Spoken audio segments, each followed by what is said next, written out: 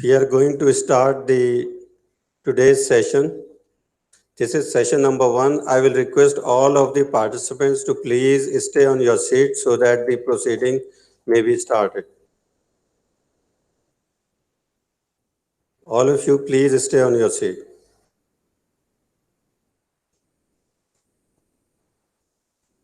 I will request Dr. Usman Ali Shah to come on the rostrum, Usman Alauddin to come on the rostrum and recite few verses from the Holy Quran.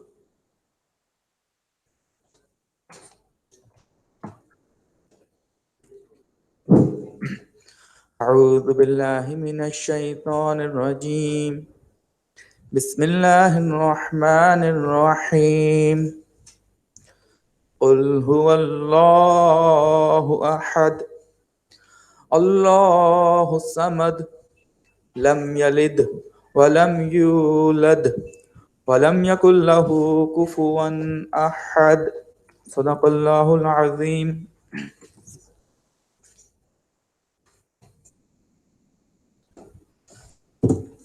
Jazakallah.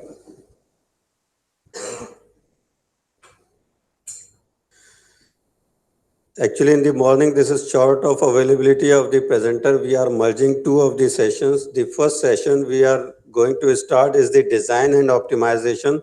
And we had a parallel session with this session in other room. It was on aerodynamics. So all of the presenters are not available at the moment. So we are combining the two sessions. To chair this session, I request Dr. Nauman Qureshi, HOD Mechanical Engineering Department, DHS Sofa, Karachi, to please come on the chair position. I request Engineer Nilofer Hamid Khan, Director, SCADE and Corporate Secretary, State Bank of Pakistan, and Central Council Member, IEP, to assist the Dr. Nauman as a chair.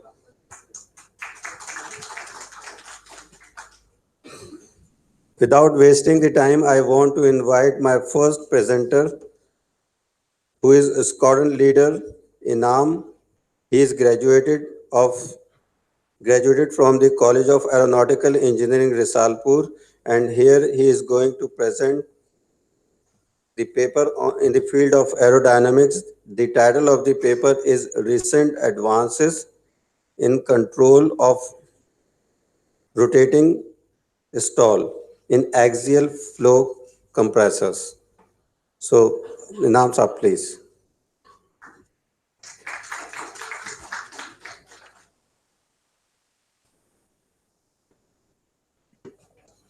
Assalamu alaikum and very good morning. My name is Squadron Leader Inamur Rahman, and by profession, I am an aeronautical engineer, sir. I graduated from College of Aeronautical Engineering back in December 2002.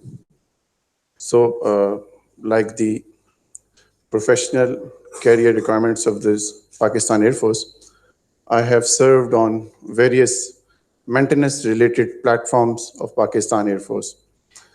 So in March 16, I was given the opportunity by Pakistan Air Force to do the master's in the same field of aircraft structures.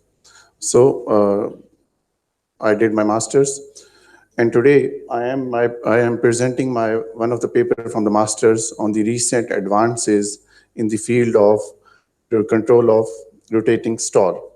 So before I start, for the interest of the audience, I felt it appropriate to introduce the aircraft engine, at least the summary of the type of engines which are utilized on different aircraft.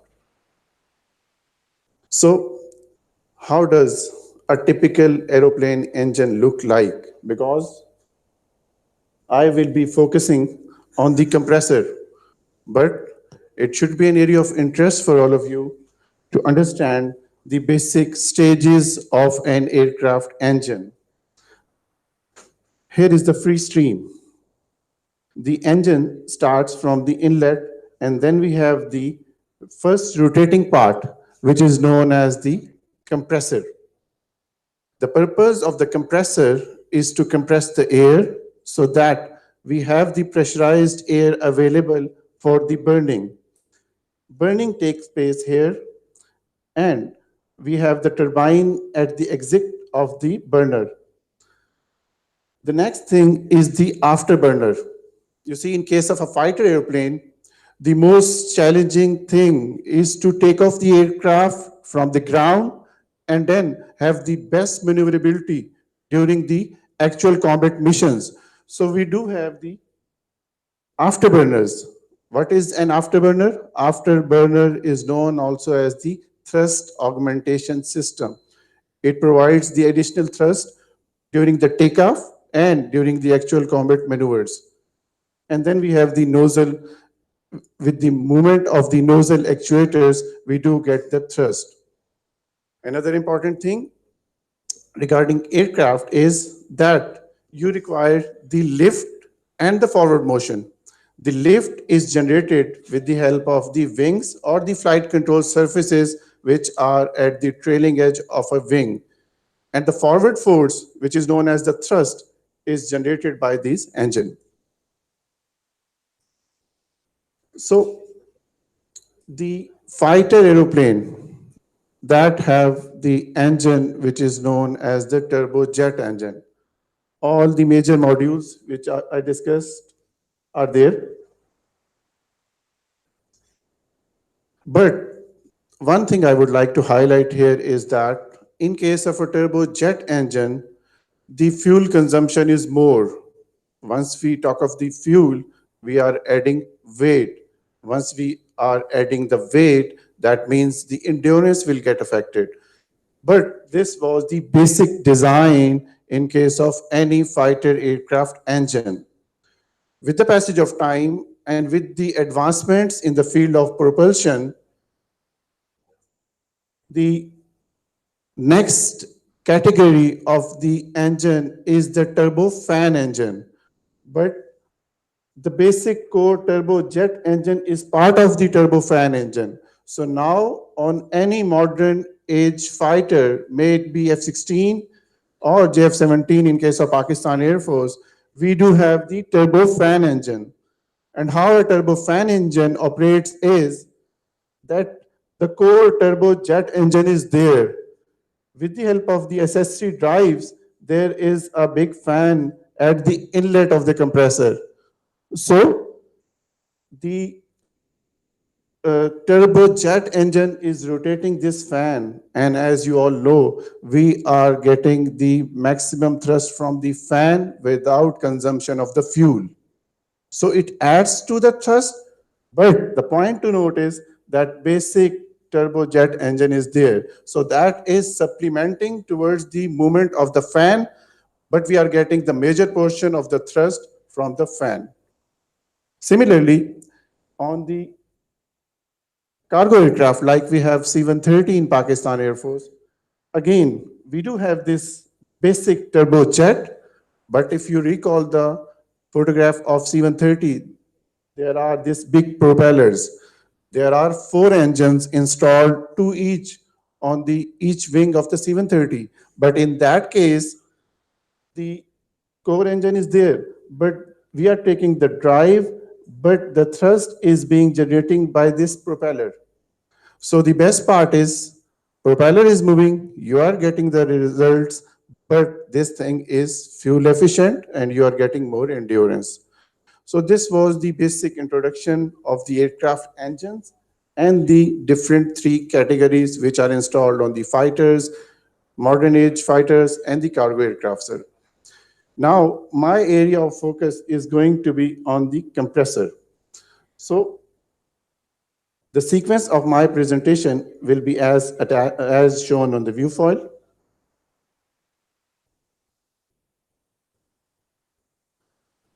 I will be starting with the aim, and then I will introduce what is the rotating stall.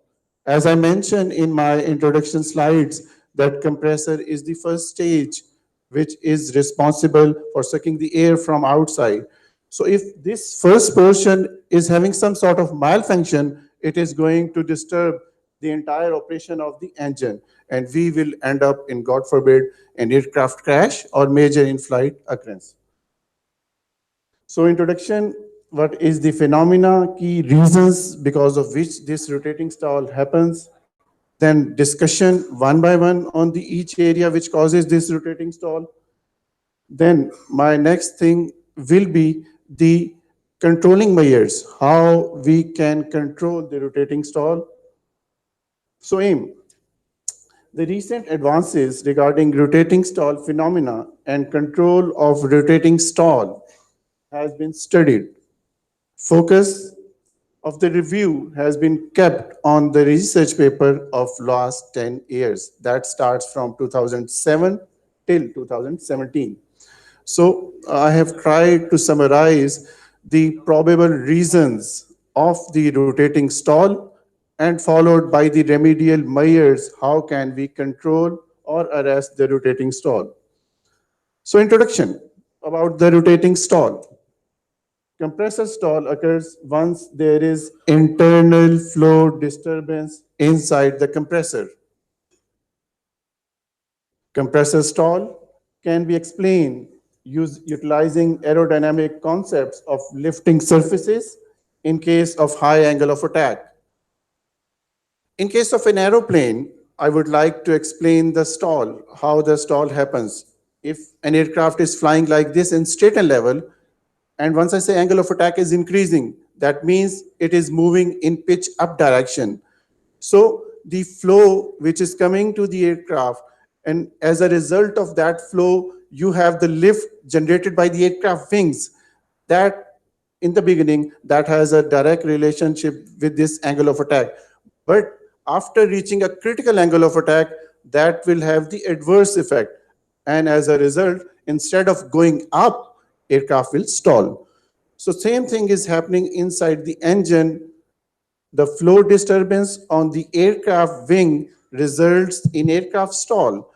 But in case of engine, flow disturbance inside the engine results in engine stall, compressor stall. So in compressor, minimum losses occur at optimum incidence angle. Same thing as I mentioned, the angle of attack. The incidence angle is the angle at which wings are attached. So once the mass flow rate decreases, it results in reduction of axial flow velocity. So velocity has a direct relationship with the thrust generation, and thrust is the basically power of the engine, power of the aircraft with which it moves forward. So reduction in velocity means aircraft speed will get hampered. So incidence angle increases and rise in total pressure loss occurs.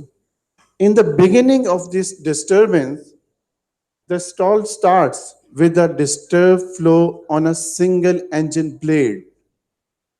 If you can recall the compressor figure which I have shown you, there are different wheels of rotors and stators installed inside an aircraft engine, and there are dozens and hundreds of blades on each of these moving rotator part.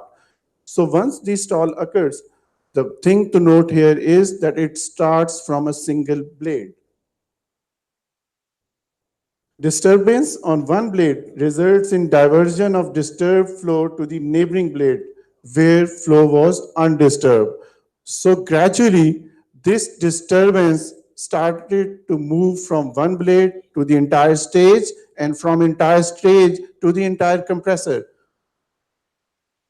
So disturbed flow of the blade also affects the blades which are below. And as a result of this disturbance, the entire compressor ultimately stalls.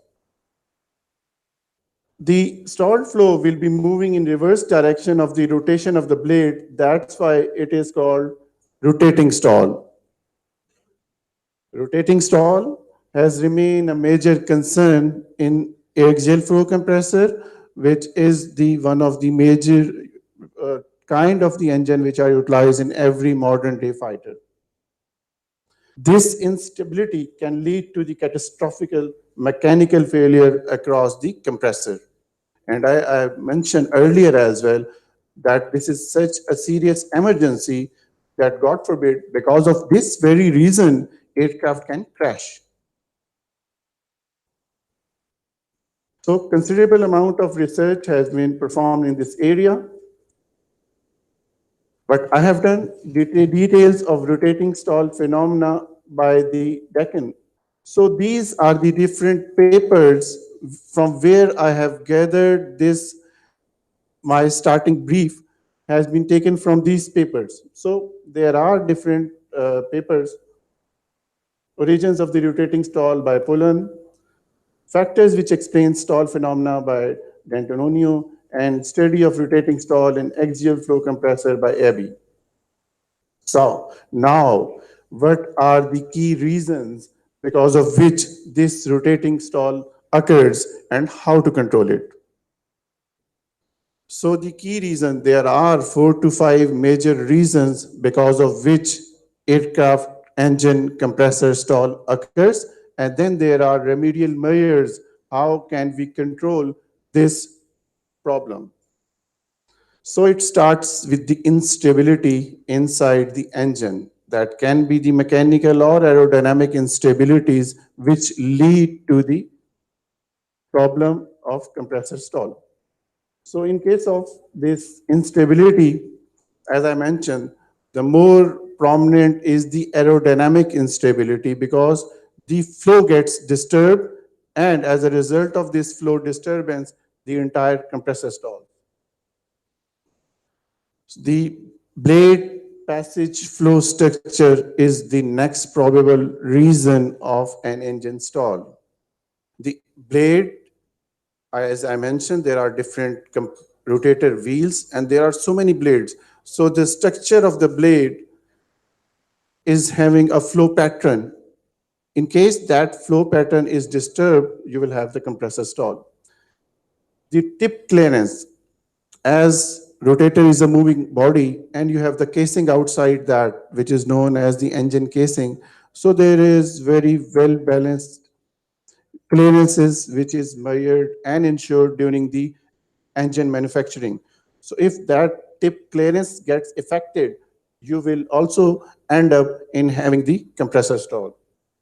The spike initiation, similarly, the same flow disturbance has a reason in the spike initiation as well. So how can we study and arrest and control the rotating stall?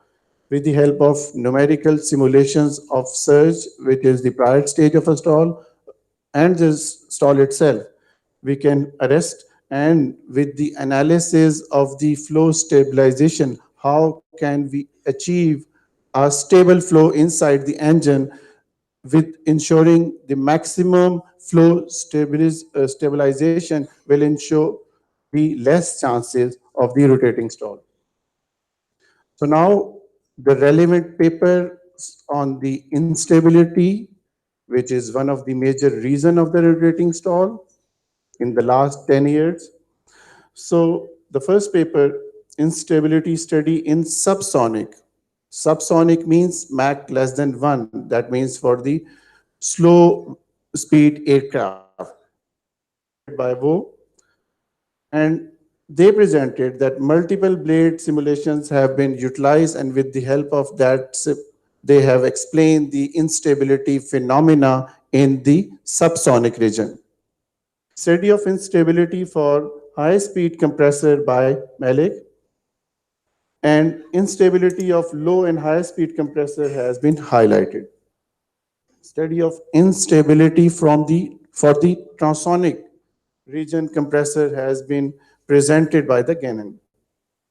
So here on this slide, you can see subsonic, transonic, high speed, low speed, and there is also a terminology supersonic.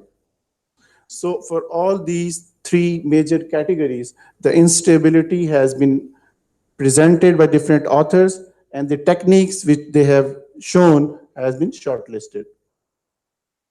So the second reason of rotating stall generation is the blade passage flow structure. So effect of 3D flow structure within the blade passage has been presented by Lin, and he has performed analysis by doing computational analysis.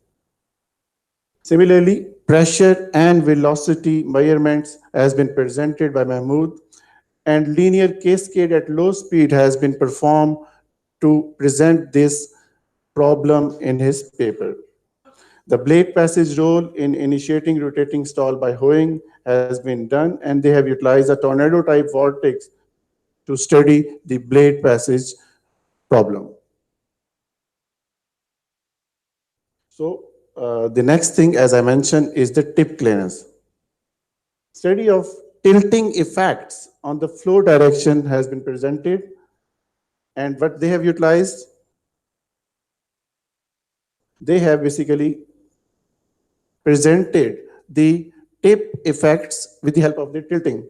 So they utilize the three different blade sweep angles, and with the help of this analysis, they have concluded that tip clearance, if that gets effects, also ends up in the rotating stall phenomena.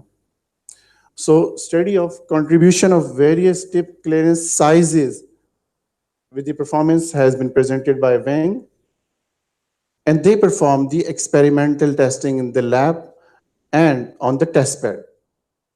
The tip clearance effect of a special rotor has been presented by Zhang, and their prime focus was to present a special study on the NASA rotor 37. So the last reason for the rotating stall, that is the role of spike initiation. Short length scale spike inception has been presented by DAPI, and they have studied using three different blade sweep angles. Experimental results with focus on higher temporal and spatial resolution has been also presented, and in that case they have done the experimental testing. Study of structure of spike type rotating stall has been presented by Pullen, and they have utilized the leading edge flow separation to explain this spike initiation phenomenon. So now, how to control this problem which can lead to a major challenge during the flying? So analytical method to find flow stability has been presented, and they presented the analytical calculations regarding flow, I would say smooth flow, that can help and avoid this rotating stall phenomena. The study of three-dimensional stability model has been presented, and they utilize the casing treatment. And if the casing treatment is done properly during the manufacturing, that can have a better results. Study of feedback and control system has also been mentioned in this research as one of the major tool to arrest the rotating stall. So towards the conclusion, relevant papers of last 10 years on rotating stall have been presented together. Latest data regarding different aspects of rotating stall in axial flow compressors has been collected. Different trends regarding rotating stall initiation have been discussed. And recent techniques of controlling rotating stall, role of nonlinear controllers, various feedback systems have been deliberated upon. With this, I conclude my presentation. I thank you all for your patience.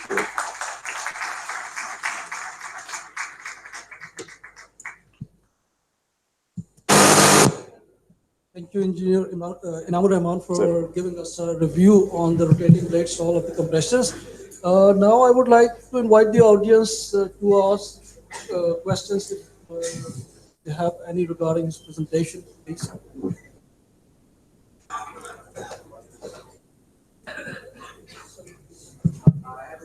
Sir. Sir.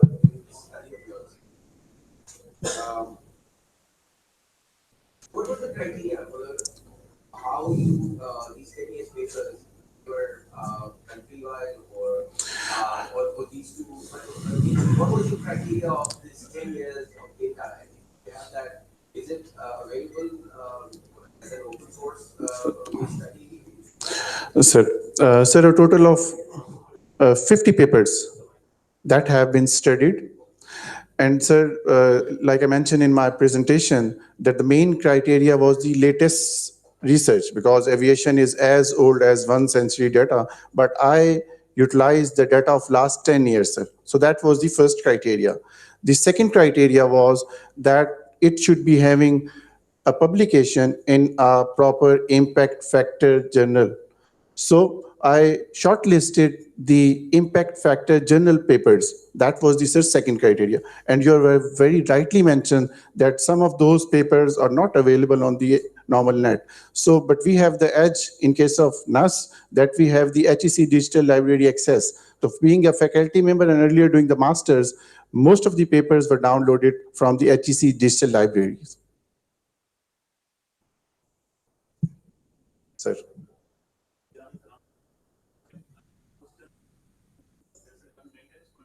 Sir. Sir, it varies from the manufacturer to manufacturer. For example, in Pakistan Air Force, we have the Chinese origin aircraft, which includes F-7, which are still flying. We had F-6, A-5, which have retired.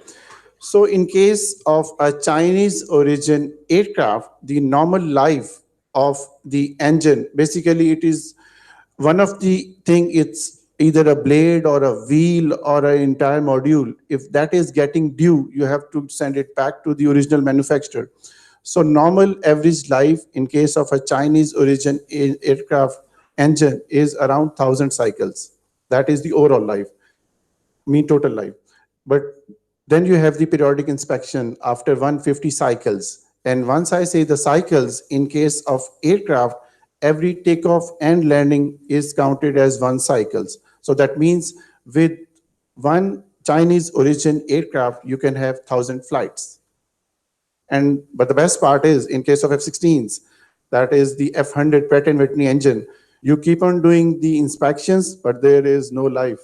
So technology matters, sir. So in case of Chinese aircraft, after 150 cycles is the first overall. That is done here at 102 depot located at Pakistan Air Force Base, Faisal. So after 150 cycles, it is the overall, first overall. Then at 300, it will be the second overall. Aircraft after the overall go back to the base and then installed on the airplane and it starts flying. So there is an overall interval of 150, 150, 150. Till the time it reaches 100, 1050 cycles, then it will be grounded permanently and it will life expire. Sir.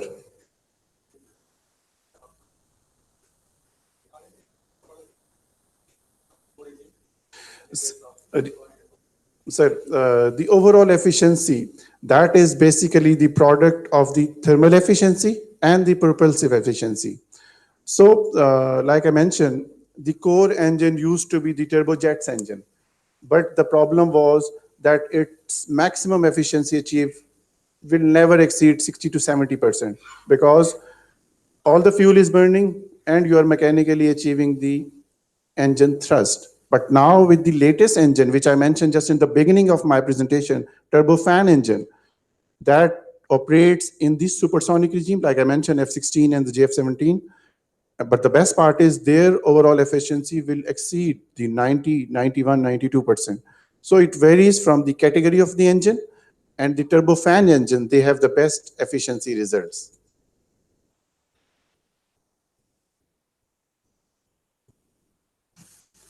Thank you very much, Engineer Namur Rahman, for enlightening us the rotating stall of axial flow engine compressors. Sir.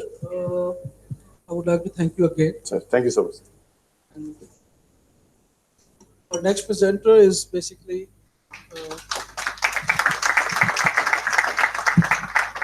Our next presentation is on the topic of optimization of biomorph piezoelectric bender for harvesting vibration energy.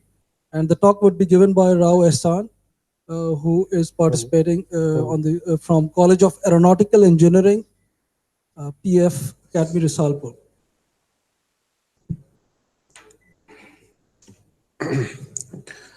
Bismillahir Rahmanir Rahim. Assalamu alaikum, ladies and gentlemen. I am Rao Ehsan, and the title of my research is Optimization of Biomorph Piezoelectric Bender for Harvesting Vibration Energy. So, as we all know, ambient sources of energy have become paramount because of climate change, which has consequently resulted in an increase in average temperature of Mother Earth. NASA has predicted a rise of around 2.5 to 10 degree Fahrenheit in average temperature of Earth at the end of current century. Further, there is a fear among scientific community that mankind will exhaust naturally occurring resources if alternatives are not found. Nature has provided us with many energy resources which cannot exhaust, such as oceans, wind, sun. These resources have been present since the beginning of time, but have got the attention lately due to lack of technology and abundant supply of natural resources like fossil fuels. As we all know that electricity is considered to be one of the biggest inventions of previous century. It acts as a primary source for almost every task in the modern world. Therefore, it is the most sought after resource. It can be produced in large and small scales depending upon the requirements.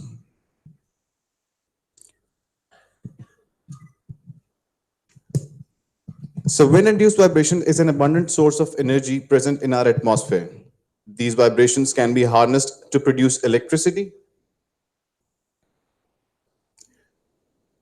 A class of materials called piezoelectric materials are employed in conjunction with these vibrations to produce electricity. And the formal definition of piezoelectric materials is as shown on the slides. Piezoelectric materials are basically those materials that produce an electric current when they are placed under mechanical stress.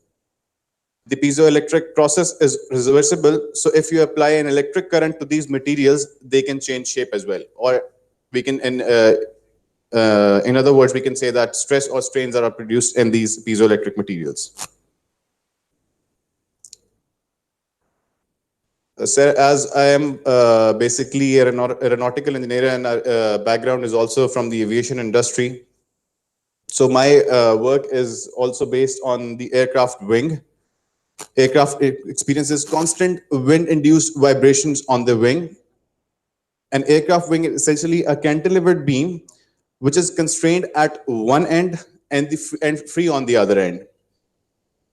A piezoelectric layer can be placed on the wing to produce enough electricity to power subsystems like communication, navigation, etc.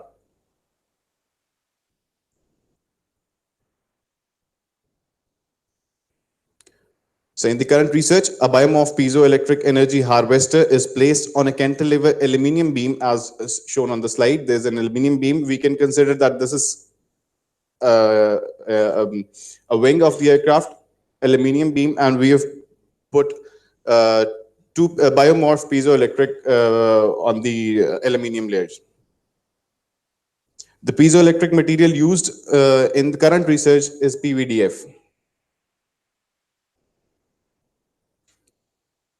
This slide shows the mechanical properties and dimensions of materials used in the analysis.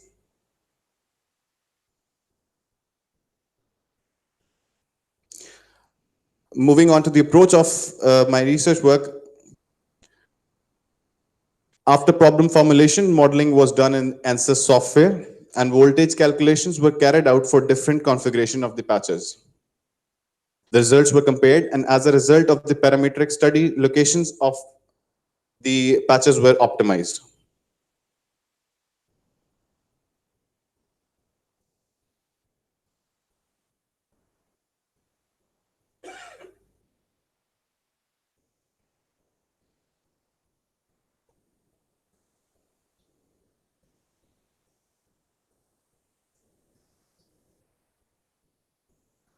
The results were then compared, which are shown on the slide. This table shows the successful validation of the model, and same has been used to carry out the further analysis.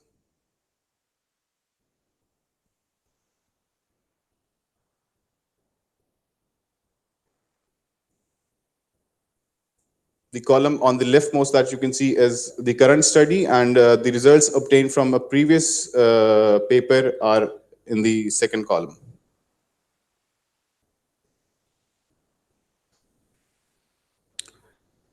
In the current study, number of electrode patches from which voltage is extracted are varied from 1 to 35. A displacement of 20 mm is given at the free end in positive Z direction. Then voltage, mechanical stresses, von Mises stresses are calculated for each configuration. This plot shows the voltage output when only one electrode patch is used. Maximum output voltage for this case is 139 volts. This is the model that has been drawn in the ANSYS, and then voltage calculations are done.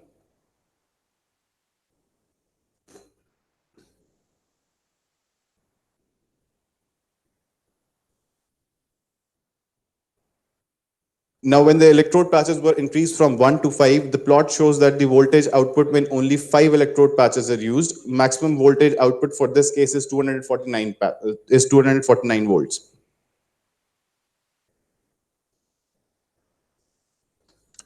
The electrode patches were now increased from 5 to 15. Maximum voltage output for this output voltage for this case is 267 volts.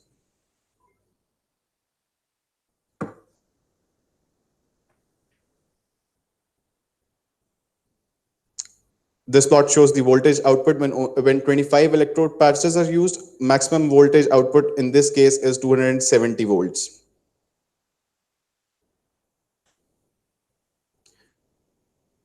This plot shows the output voltage when 35 electrode patches were used. Maximum voltage output for this case is 271 volts.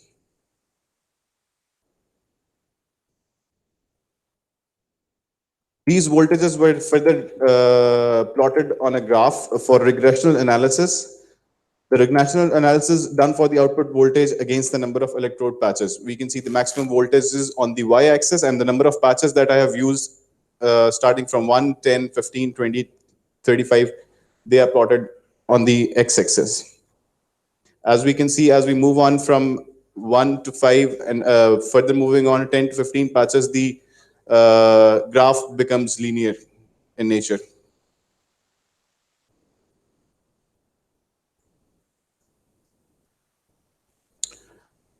This slide shows the quantitative comparison of the gain and maximum voltage output with increase in the number of with the increase of electrode patches. So as we see that as we increase the number of electrodes from 1 to 5, the percentage increase is 78.99%. If we increase to 10, the percentage increase is 5.50%. We increase from 10 to 15, it is 1.67. And as we keep on increasing the number of electrodes, the percentage increase is not very significant.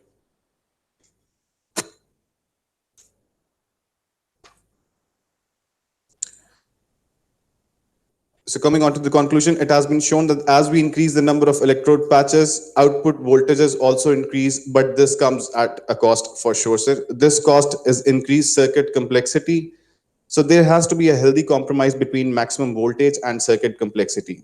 Therefore, based on regression analysis and the table shown in the previous slide, it is concluded that 15 electrode patches are optimal for a 3-meter long beam.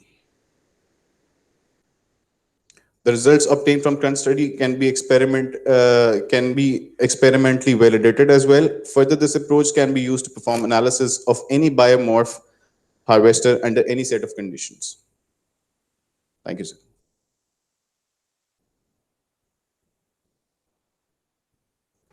What mathematical models you have used? Sir?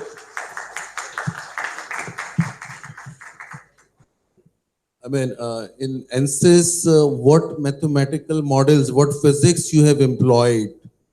Sir, it's the finite element method solution, sir. Yeah, it is a numerical solution. I'm Sir. talking about how the stress has converted into voltage?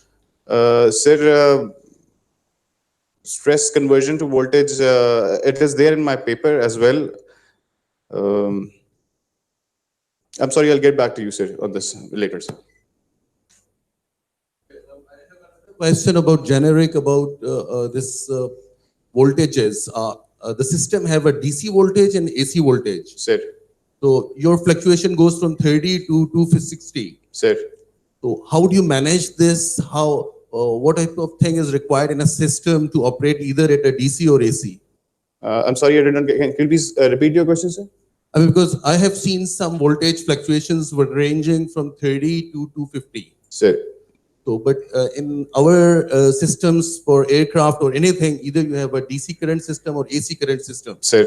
So how would you harness this in your system? How would I use harnesses? Sir, I'm sorry, I am probably not clear about your question. I might come back to your questions later on, sir. Assalamualaikum. I'm Mohammad Marej from NAD University. My question is that you said in your presentation that as you were increasing the patches, the voltage was increasing, but Yes. at a certain level, when we were at 40 to 35 patches, Yes. the percentage increase was decreasing. What is the main reason behind this decrease? That is my question. Actually, this as we increase the number, this research is basically optimization of biomorph piezoelectric bender. When we increase the number of patches, the voltages are not significantly increasing. This is you can say computational value that I have been getting out. This also has been verified from earlier versions as well. I did not go to the principle behind it, but what I have seen is as I increase the number of patches, we do not get any significant change in the voltages. Okay, thank you.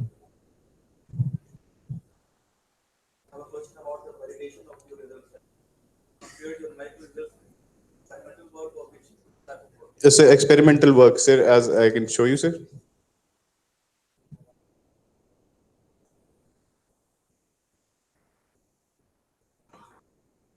This work is from the experimental work. Yes, sir. Okay.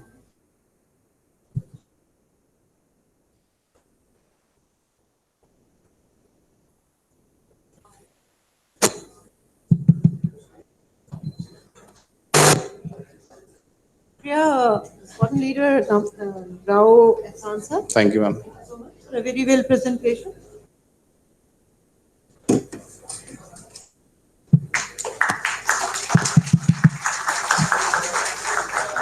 I would like to invite the presentation for the third paper now, which is analysis of oscillatory oblique stagnation point flow towards the plane wall by engineer Inamur Rahman.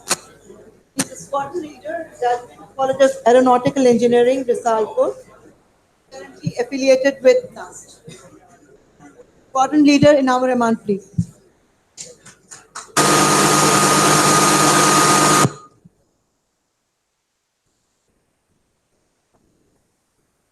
So my next paper is regarding the aerodynamics, and it is the analysis of the oblique stagnation flow towards a plane wall. So sequence of my presentation is as flashed on the view file.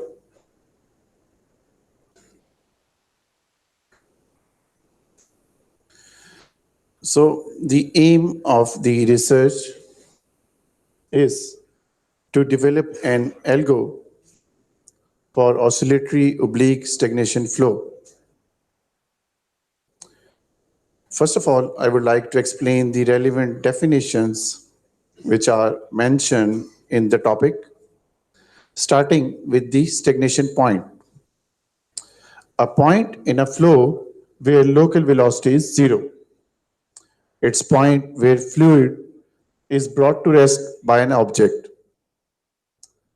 So this is the stagnation point. Flow is moving above the object, from below the object, and because of this object, this flow will stop here and it will divert towards the upper and lower side. So there are two stagnation points which exist on the body, one here and one at the trailing edge. What is the stagnation pressure? The static pressure is maximum at the stagnation point because of the reason that as the local velocity is zero, the velocity component is zero and the static component will go to its maximum value. So what is the streamline which have been studied with the help of an algo in this research is in a flow, a line whose tangent at any point is in direction of the velocity vector at that point. So here, this is the streamline. At any point, the tangent is parallel to the velocity vector at that point. So after explaining the streamline, what is this stagnation streamline? The streamline that divides the flow into halves. If this is a plane wall and flow is coming, so instead of going straight, because of this object, that flow will either go up or it will go down. So this streamline which divides this flow direction into upper and lower is known as the stagnation streamline. So vorticity is known as the twice of the angular velocity. Stream function is the equation of a streamline.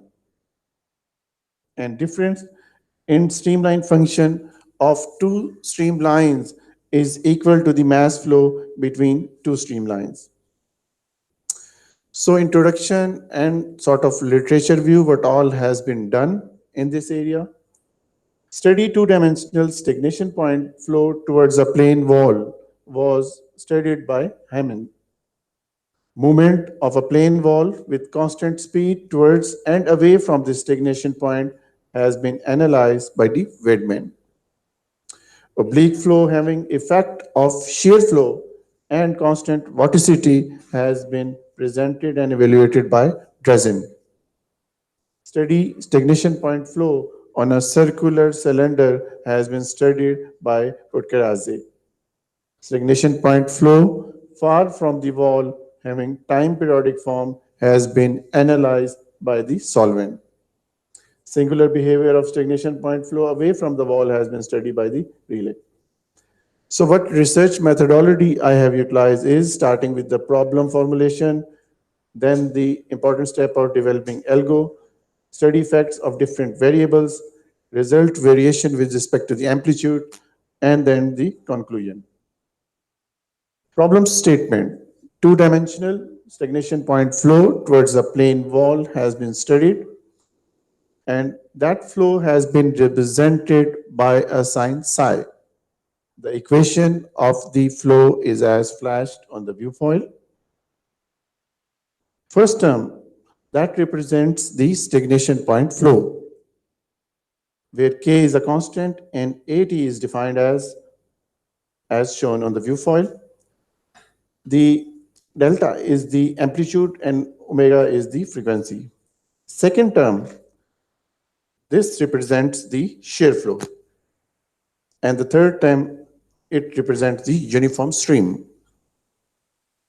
So, algo flow chart, the inputs, as I mentioned, and few of the important variables that was given to the algo was the amplitude, the frequency, and after feeding these input variables, the calculations were performed and output has been analyzed in the form of plots. So first result, at the low values of amplitude, once the flow is reaching this wall, the stagnation streamline angle that is at a desirable range. So once we keep on increasing the amplitude, this oblique flow, which was our desirable flow, it will start moving towards the downside. And at the higher value of amplitude, the flow without reaching to the wall will be having disturbed condition. So The result important features are dividing streamline approaches the wall at an oblique angle. The oblique angle of approach of dividing streamline varies because of the different input variables. The flow was investigated on different values of input parameters. The flow characteristics were mainly dependent on the sensitivity of the amplitude. At low amplitude, behavior of oblique stagnation fine flow is desirable. Oblique angle starts to decrease with the increase in the amplitude. Sorry. The flow structure becomes complex when amplitude becomes more. So with this, I conclude my presentation.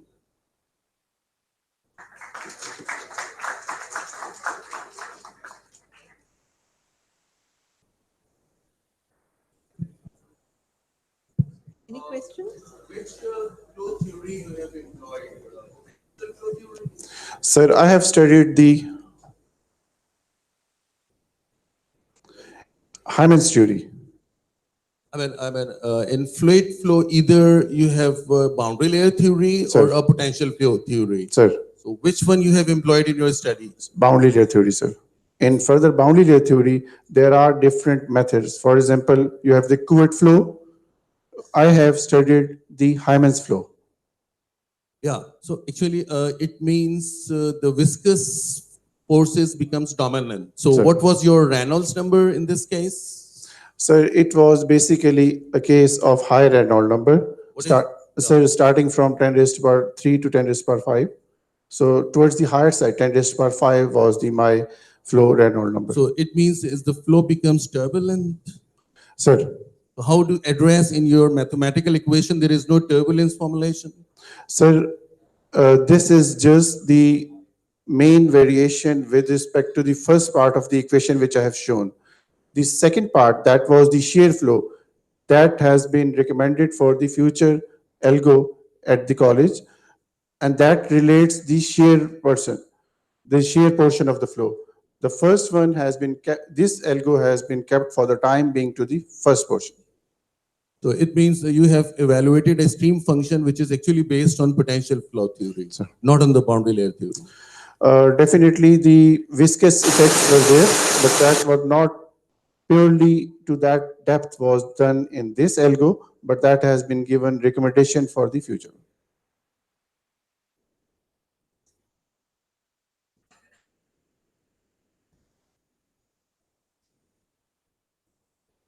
Any other questions from the audience? Thank you so much, Forum Leader Inamur Rahman, please. Thank you. And with this, we conclude this session. Okay, now I will request Ghulam Farooq Maniar Sahab to come at this stage for the distribution of mementos. I request Dr. Amir Iqbal, Professor Industrial Manufacturing, and Dr. Mubashir Ali Siddiqui Sahab, Chairman Mechanical Engineering and the co-convener of this conference, to come at the front to distribute the mementos to the presenters and the session chairs.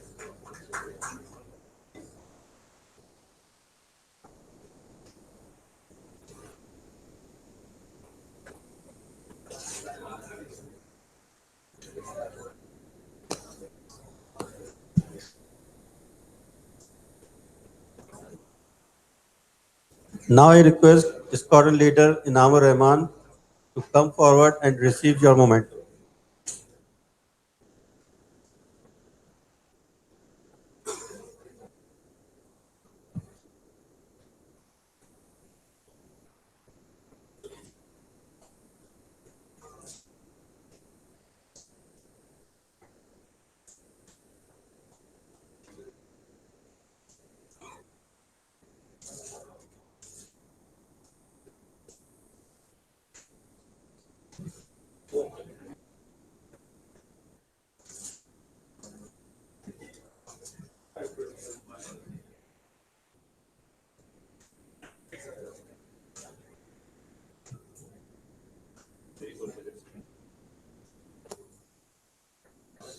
Now I request squadron leader Rao Ehsan to come and receive your memento.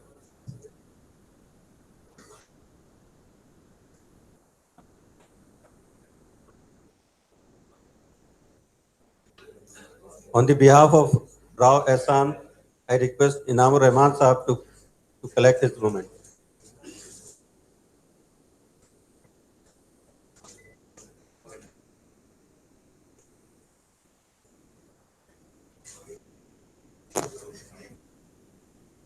Now I request Engineer Anila Hamid Khan to receive her memento.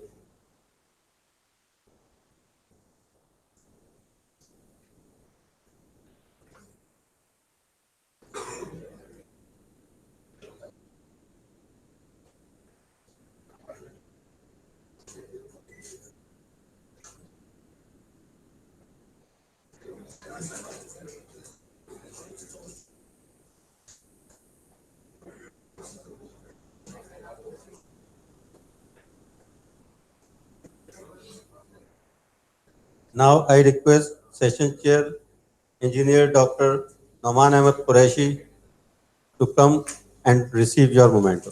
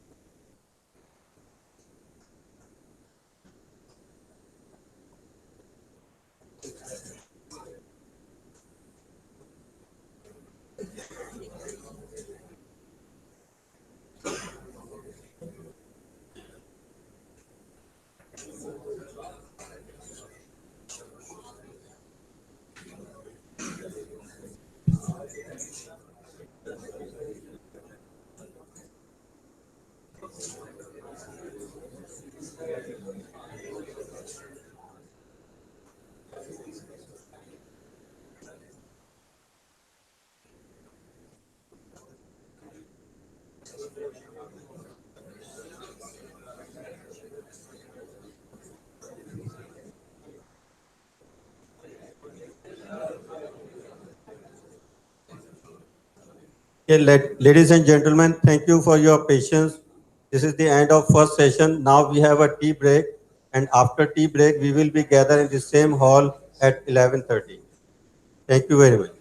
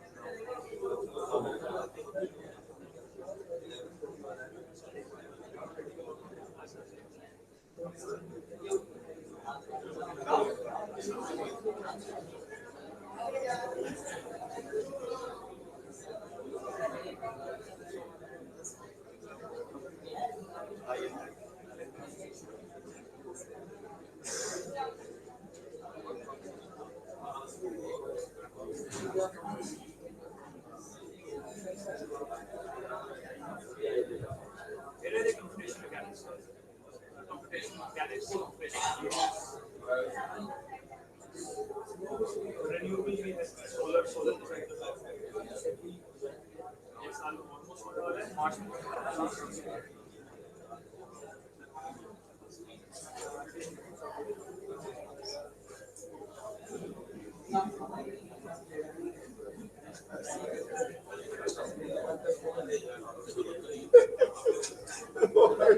हमने तो अल्लाह का शुक्र आपको हमारा बताइए.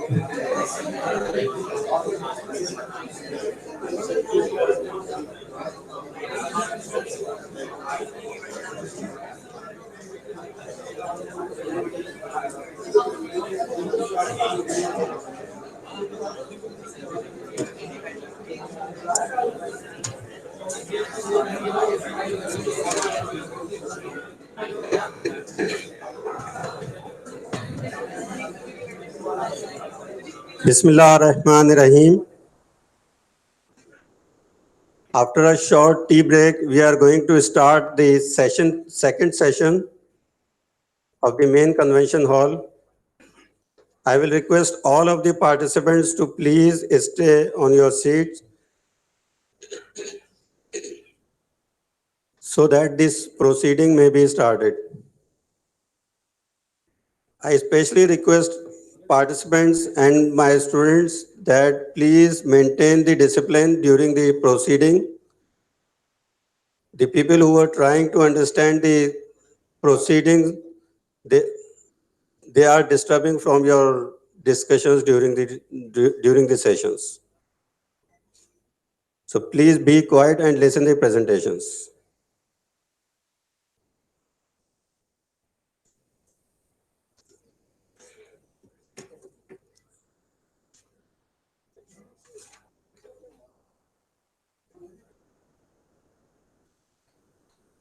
I request Engineer Dr. Syed Ali Hasnain Naqvi, Member Central Council IEP Karachi, to come at the chair place and chair the session. I also request Engineer Ghulam Farooq Mania Saab to please come and take the responsibility of session chair.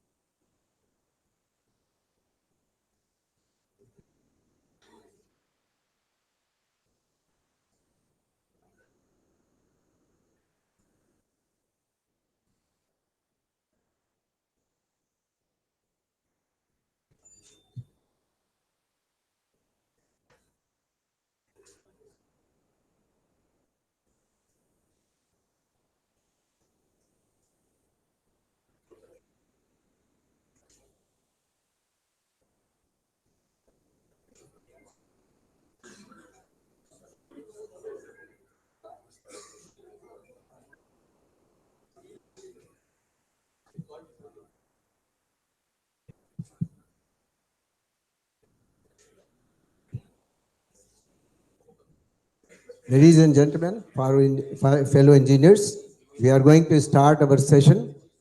And Professor Dr. Ashfaq Sheikh, he is working in industry. He has worked in industry for 7 years, and as a consultant for 5 years, and professor in UAT Lahore, and professor of technology, University Lahore. And so he has working in so many. So we request him to please come on the dais to present his paper.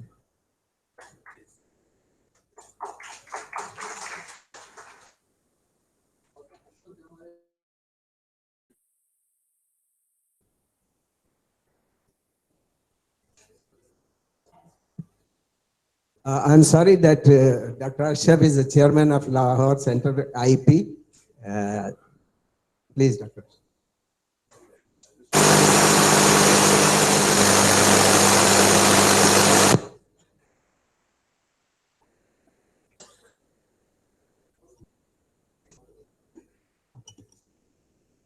Bismillahirrahmanirrahim. The topic of my research is enhancement of tensile strength of ductile iron with off-tempering heat treatment. Next, please. Sequence of my presentation will be introduction, methodology, experimental work, result and discussion, and then at the last, conclusions. Next, please. Introduction of the Austempered ductile iron. Austempered ductile iron is relatively new material introduced in the engineering industry. This product offers design engineer the best combination of low cost, good toughness, and wear resistance. This engineered material is replacing steel, ordinary steel, because of comparable properties of steel. Austempered ductile iron is ductile iron that has undergone a special isothermal heat treatment that is called austempering. It is different from the ordinary heat treatment. It is special heat treatment. And next, please. The properties of ADI, that is austempered ductile iron. In conventional ductile iron, it is controlled by the mixture of perlite and ferrite. But in this case, it is unique matrix of acular ferrite and carbon stabilized austenite that is called osferrite. This structure, special structure, is called osferrite. A special structure after we can get after austempering heat treatment. Next, please. The application of this ductile iron is we can use in many industry. Dr. Richard Harding overviewed the use of this material. It is used in suspensions, crankshafts, gears, railway engineering, agriculture application, defense, and many other industries. It is not especially only for this industry. Please, next, please. Now, how can we make this austempered ductile iron? This is the sequence of the steps which we can have, heating the casting or any material which we want to get the austempered ductile iron. We austenize the material at 850 to 950 degrees centigrade and then hold it for some time, sufficient to get the saturate of austenite with carbon, and then quenching it to the austempering temperature, that is 230 to 400 degrees centigrade, for a time so that we can get the austferrite structure. After that, this material is cooled to the room temperature. These are the different sequence which we can make this special material that is called austempered ductile iron. Next, please. This is the diagram which we can see that we heat the material at austenizing temperature, that is 900 to 850 to 950 degrees centigrade, and we hold that material for sufficient period. Then we suddenly quench it to the austempering temperature, and then we again hold it for some time, and then we cool it to the room temperature. This is the diagram how we can get this special material. Next, please. ASTM has made this 5 grades of this material. We can see that the first grade is we can get 850 newtons per millimeter square with the elongation with 10% elongation. And then further, if we increase the tensile strength, that is the grade 2, 1050, then the elongation is decreased. And the third grade is we get 1200 newtons per millimeter square, and then the elongation is further decreased to 4%. And similarly, we can get the grade 5, that is 1600 newtons per millimeter square, and the elongation is very much reduced in this case. So we can make different types of we can get different types of the grade in this austempered ductile iron depending on our requirement. Whatever we want to get the tensile strength, we can choose the grade and we can make and control the heat treatment, and then we can get this special type of material. Next, please. My research methodology was I produced the ductile iron with the sandwich method, and samples were I selected the temperature 900 degrees centigrade, and I selected the Aus tempering temperature, two Aus temperature, that is the low Aus temperature at 270 degrees centigrade, and the second Aus tempering temperature 370 degrees centigrade. Then I made tensile testing, and also after that micrography. Next, please. These are the different equipments which I used. I used a gas-fired furnace of capacity 60 kg, and then melt was poured into the standard Y block at 1450 degrees centigrade.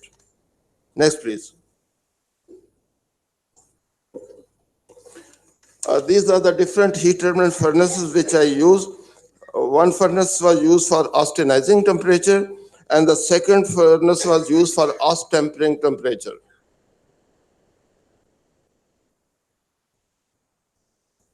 Next, please. This is a muffle furnace that is I use for austenizing my samples. It is the maximum temperature of this furnace was 1300 degrees centigrade, and this is the carbolite furnace which I use for my experimentation. The next furnace is for us tempering my samples. Its maximum temperatures are 1200 degrees centigrade. Next, please. This is the Shimatsu tensile testing machine which I used, and for microscopy I used Olympus metallurgical microscope. Next, please. So this is experimental work which I have conducted. The ductile iron was produced by sandwich method using commercial gas-fired furnace. After the melting, metal was poured into a ladle with two pockets at the bottom. In one pocket, ferrosilicon magnesium and ferrosilicon were placed. The other pocket was kept empty. Next, please. This is the chemical composition of pig iron which I use. I purchased from the open market, and the carbon percentage was 4.1, silicon 0.83, manganese 0.6, and phosphorus and sulfur was below 0.25 and 0.21, and the balance was iron. Next, please. Chemical composition of mild steel, which some percentage of mild steel was also used for this for making the ductile iron. Next, please.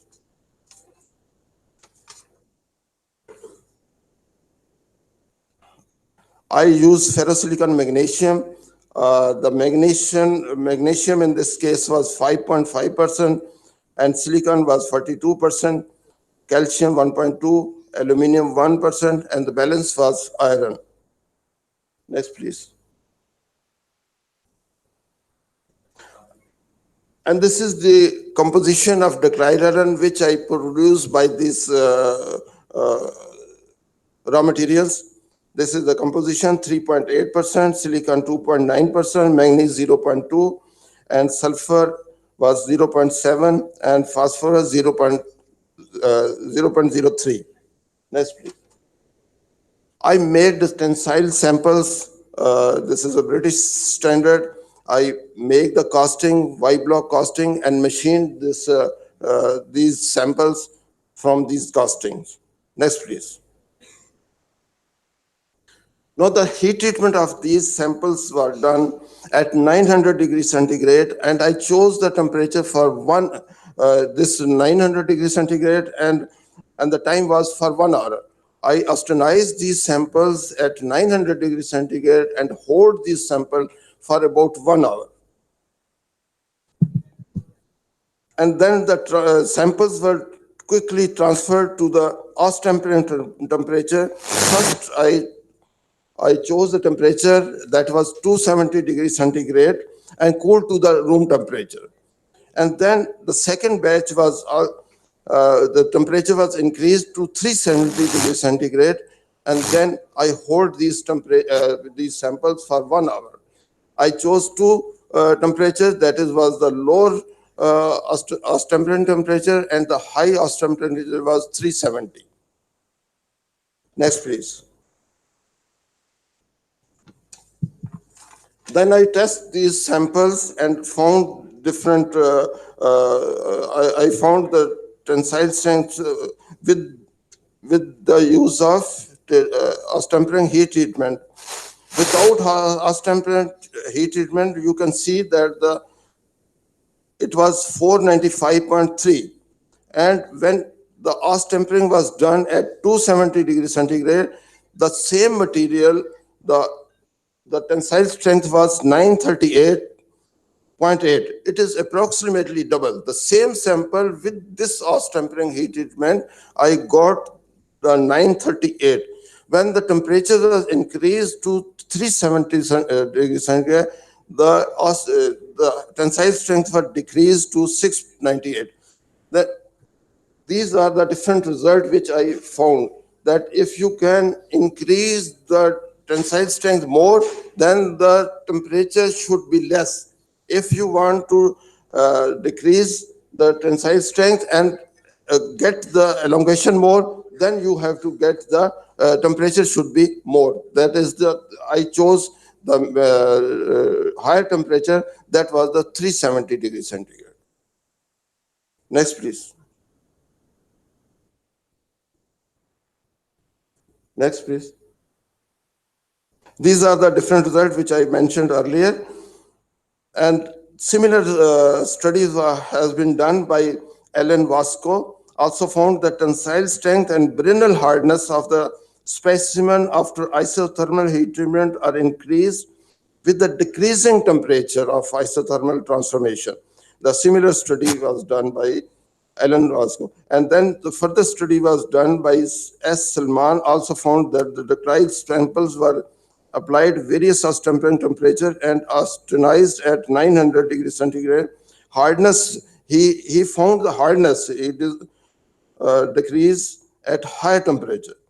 These are the similar studies done by other scientists. Next, please. I also the microstructure analysis by 2% Nital solution, and then used Olympus microstructure, and I got that the finer structure is found by at 300 degrees centigrade. Next, please. These are the microstructure without the heat treatment. You can see that there is a pearlite and ferrite with the nodules of the in the ductile iron. Next, please.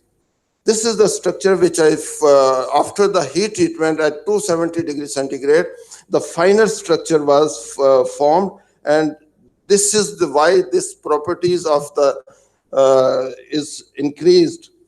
We can increase the tensile strength by changing the properties. How we can change the properties? We can change by heat treatment, that is the Austempering treatment.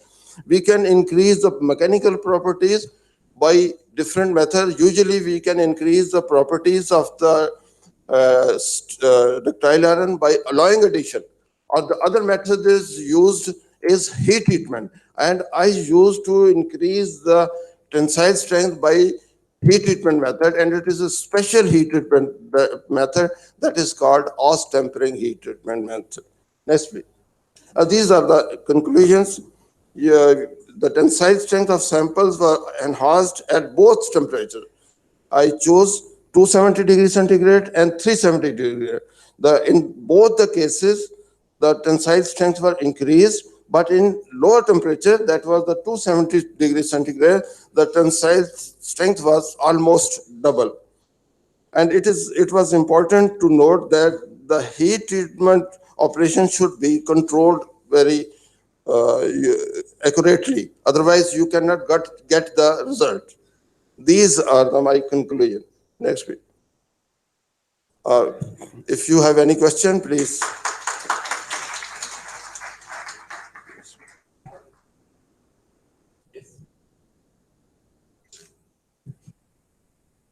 Thank you, Dr. Saab. You have done very good research, immense importance for the local industry, and is economical.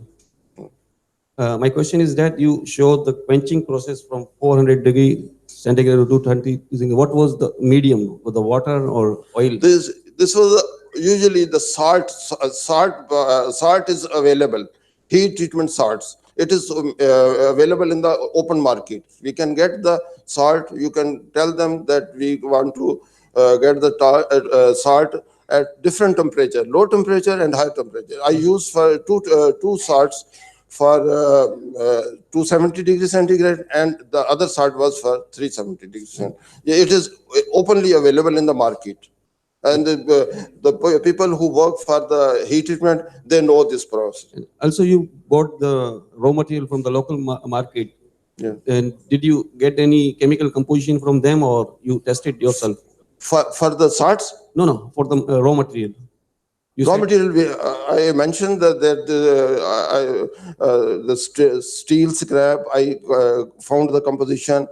Pig iron, I found the composition. Otherwise, you cannot make this research. Okay. If you do not know the actual composition, you have to adjust different alloying additions should be made to the ductile iron to get the required composition. Otherwise, you cannot get the composition. Also, research need the calibration of the machines. Do you have any? All the machines was calibrated?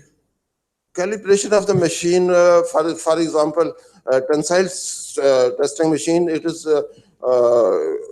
well equipped. I got it from the PCSR laboratory, and there are different methods for calibration. There are the proving. I have been doing myself for the calibration. Even the calibrations, proving rings also should be after a certain period. They should also be sent to for the again. Doctor साहब एक question है आपके। मेरा नाम engineer Parvez Sadiq है। आपने जो temperature select किए थे क्वेंचिंग के लिए, उसकी पीछे कोई थॉट प्रोसेस होगा क्या, आप बता सकते हैं? नहीं, एक रेंज उन्होंने बताई है ना डॉक्टर साहब, तो वो इस टेम्परेचर से इतने टेम्परेचर तक आप कर सकते हैं। तो वो मैंने एक लो टेम्परेचर सेलेक्ट किया, एक मैंने हाई टेम्परेचर, ये 400 डिग्री सेंटीग्रेड तक था ना, तो मैंने 370 सेलेक्ट किया और पूरा 400 नहीं किया, तो मैंने थोड़ा सा उससे कम किया, और जो लो टेम्परेचर था वो उससे थोड़ा सा मैंने ज्यादा कर लिया। कोई there was no, you can choose any temperature whatever you like. असल मकसद ये है कि आप मैकेनिकल प्रॉपर्टीज को अचीव करना चाहते हैं। एक एक्सपेरिमेंट, एक छोटी सी एफर्ट मैंने की कि इस मटेरियल को डेवलप किया जाए लेबोरेटरी स्केल पे, और कमर्शियल फाउंड्री वाले ये इजाजत भी नहीं देते। इंडक्शन फर्नेस मच बेटर है। फिर मैंने लोगों से बात की, यार ये मैं बनाना चाहता हूँ, तो वो कोई मानता भी नहीं था। फिर एक आदमी मेरे अपने तल्लुकात से इस्तेमाल करके, चूंकि मैं इंडस्ट्री में भी काम किया कुछ अर्सा, तो वो तल्लुकात बना के फिर मैंने उससे फाउंड्री कुछ अरसे के लिए वो हायर की, और अब मेरे अपने सैंपल बनवाए। तो ये हार्ड एंड फास्ट नहीं, एक छोटी सी कोशिश है ताकि इसमें हम इसकी मैकेनिकल प्रॉपर्टीज को, पाकिस्तान में ये काम नहीं हो रहा, तो मैंने ये कोशिश की कि इसको कमर्शियली, मतलब हम रिसर्च करते हैं जो कि पाकिस्तान के इस्तेमाल नहीं होती, तो ये एक छोटी कोशिश थी कि इस ऐसी रिसर्च की जाए जो कि पाकिस्तान में भी काम आ सके, कोई यूजफुल रिसर्च हो। तो ये मेरी डॉक्टर साहब शुक्रिया। खाली एक कमेंट है, मे बी एक थर्ड टेम्परेचर फ्यूचर में आप ले लें, तो that will give you sort of more of a directional curve. जी, मैंने वो एक और रिसर्च की है जिसमें मैंने 3 टेम्परेचर चूज किए थे, और वो डिफरेंट रिसर्च मैंने की है। Now, what is the young modulus of this new ADI? ये मैंने आपको बताया ना जी, तो जो टेंसाइल स्ट्रेंथ जो है वो हमने की है। सिर्फ ये छोटा सा एक एक्सपेरिमेंट किया था, और इसमें बहुत सारी चीजें हो सकती हैं, इसमें बहुत सारी हम चीजें कर सकते हैं, लेकिन मैंने एक सिर्फ टेंसाइल स्ट्रेंथ मैंने मालूम की और माइक्रो स्ट्रक्चर किया। यानी इसमें बहुत ज्यादा अभी बच्चे बैठे हुए हैं, they can do further experimentation. ये मतलब मैंने कोई ऐसी बात नहीं की, इसको आगे लेके चल सकते हैं, इसको और डिफरेंट अलाइंग एडिशन कर सकते हैं, इसमें डिफरेंट टेम्परेचर इसको चूज कर सकते हैं, इसमें बहुत सारे काम। अगर किसी चीज की जरूरत हो तो मैं हाजिर हूँ, मैं थोड़ा बहुत उनको जो थोड़ा बहुत काम किया मैंने वो उनको मैं गाइड कर सकता हूँ। Any more questions? ओके जी, थैंक यू वेरी मच। एक मिनट डॉक्टर साहब मेरा सवाल, first of all really grateful for you to grace this occasion. आप आए, लाहौर से आए, आपको बहुत शुक्रिया. We are honored. And then my basic question is that what are the chances of commercializing this area in Pakistan? Do we have boundaries? जी जी, ये पाकिस्तान में होना चाहिए, लेकिन अभी ये पाकिस्तान में मेरे नॉलेज में नहीं है, और बाकी दुनिया में बहुत जगह ये काम हो रहा है, और इसमें कोई ऐसी बात नहीं है कि इसको हम कर नहीं सकते. ये मतलब पाकिस्तान में बहुत, और इतना मुश्किल काम नहीं, सिर्फ आपने मटेरियल रिक्वायर्ड मटेरियल अच्छा बनाना है और उसके बाद उसकी ट्रीटमेंट करनी. इसमें कोई ऐसी बात नहीं है कि ये नहीं किया. एक सवाल हो रहा था कि बेसिक रॉ मटेरियल की जो क्वालिटी है वो हमारे पास मेंटेन हो सकती है पाकिस्तान में, अगर ये इम्प्योरिटीज, अगर जो इसमें अगर आप impurities change, like for example अगर आप इसका कार्बन कंपोनेंट अगर वेरी कर दें तो फिर प्रॉपर्टी एंड प्रॉपर्टी में क्या इफेक्ट आपको डक्टाइल आयरन जो है, जिसको एसजी आयरन कहते हैं, हर छोटी बड़ी इंडस्ट्री पाकिस्तान में बना रही है. कोई ऐसी बात नहीं, मुश्किल नहीं, सिर्फ उसकी क्वालिटी थोड़ा सा, बहुत अच्छी क्वालिटी बन रही है पाकिस्तान में. मैं जानता हूँ, मैं फाउंड्री का बंदा हूँ, मैं जानता हूँ कि बहुत अच्छे मटेरियल बन रहे हैं, बहुत अच्छा डक्टाइल आयरन बनना. अब उसकी ये है कि हीट ट्रीटमेंट करनी है. हीट ट्रीटमेंट के लिए अब मैंने एक एक्सपेरिमेंट किया छोटा सा, कि मैंने अपने यूईटी के अंदर मैंने एक ये फर्नेस खरीदी, और उसके अंदर मैंने क्रूसिबल, ये जो पाइप लेके मैंने बड़े वाला, उसके अंदर मैंने वेल्डिंग करवाई, और उसके अंदर मैंने साल्ट बनाया. एक छोटा सा तजर्बा किया मैंने. तो ये आप बड़े स्केल पे कर सकते हैं, कोई ऐसी बात नहीं है. मैं समझता हूँ कि it is possible to make ADI in Pakistan, और कोई भी मुश्किल पेश आए तो मैं, जितनी मुझे कुछ आता है, मैं हाजिर हूँ. Thank you very much. Thank you, doctor. Thank you very much. Excuse me, sir. I have a question, please. Here. मेरा ख्याल है आप जो है ना, जिसको अगला सवाल है ना, लंच ब्रेक में डॉक्टर साहब is available. Okay, thank you, sir. Doctor साहब जो है ना is very friendly and I have my personal experience with him. You can ask him as many questions as you want. Our next presentation topic is the analysis of dynamic aeroelastic effects with estimation of flutter speeds. And the presenter is Flight Lieutenant Engineer Mohammad Jameel. He is presently doing his master's from the College of Aeronautical Engineering. He graduated in 2012 from the same institution. Flight Lieutenant, welcome. Assalamu alaikum. Brief introduction has given. I'm from College of Aeronautical Engineering. Presently, I'm doing my master's, and I have some teaching experience, and also I have some experience on aircraft maintenance. The topic of my research is the analysis of dynamic aeroelastic effect with estimation of flutter speeds.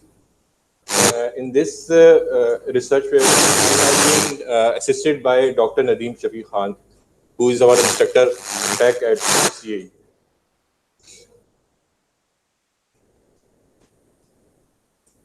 Next. The contents of my presentation are, first of all, introduction and background of study will be given, followed by literature review. Problem statement will be given, modeling assumptions, mathematical model formulation. At the end, the discussion on analytical results as well as numerical results will be given.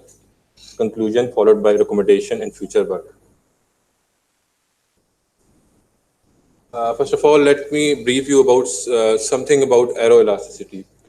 Basically, aeroelasticity is a field which deals with the mutual interaction of three major forces: inertial forces, structural forces, and fluid interaction, fluid dynamics. For an aircraft, if you imagine an aircraft in air, these are the three main forces which are working on the aircraft. So this aeroelasticity has two major subcategories, that is static aeroelasticity and dynamic aeroelasticity. The static aeroelasticity has two major portions: divergence, control reversal, and dynamic has three. The work I have done is related to this dynamic aeroelasticity, is flutter.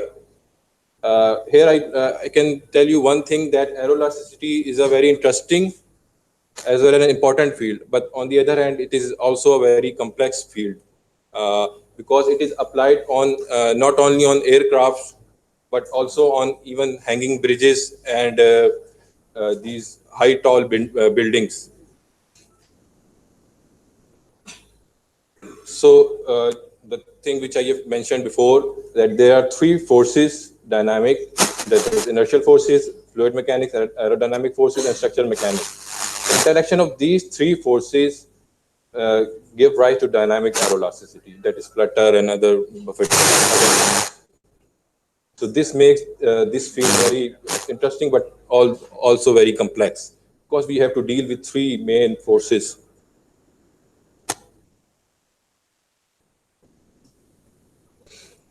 So flutter, as I've told you, that elastic instability caused due to fluid structure interaction. So it is caused due to coupling of two or more structural modes with an ever increasing two-way energy transfer with the airstream. It is characterized by dangerous structural oscillations, which may lead to complete structure failure. There are examples from past history. For example, there is a Yokohama Bridge, which was collapsed back in 1920s, only due to this structure instability, dynamic instability, that is flutter. Next.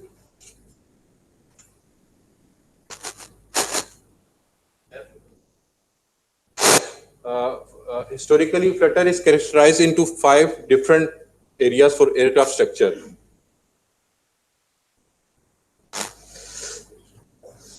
Next, please. Classical flutter as in torsion and wing bending, flutter due to control surface as wing bending and surface torsion. Next, please.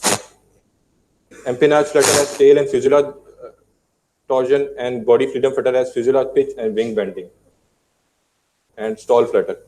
So the work I have done is related to this classical flutter, which is related to torsion and wing bending, which is the coupling between these two modes, torsion and wing bending. Briefly, I will tell you the work that has been done in this field. Basically, this is a very old field. For example, in 1918, when the aircraft was collapsed, its wings were damaged. The scientists, for that analysis, the Blasius came out with some important conclusions about the dynamic instability, that why this aircraft was crashed. In 1920, Gloret analyzed the formula of torsion flutter. Also, the Thuderson came out with a solution for harmoniously oscillating wing flap configuration in 1934. Jelinek and his other colleagues find out a criterion for determining the flutter phenomena for single degree of freedom in supersonic speed. Most recent research has been done by Hashimoto into transonic flutter boundary due to a viscous fluid boundary layer. And then recent investigations have been done relating to free play, that they play an important role in limited cycle oscillations.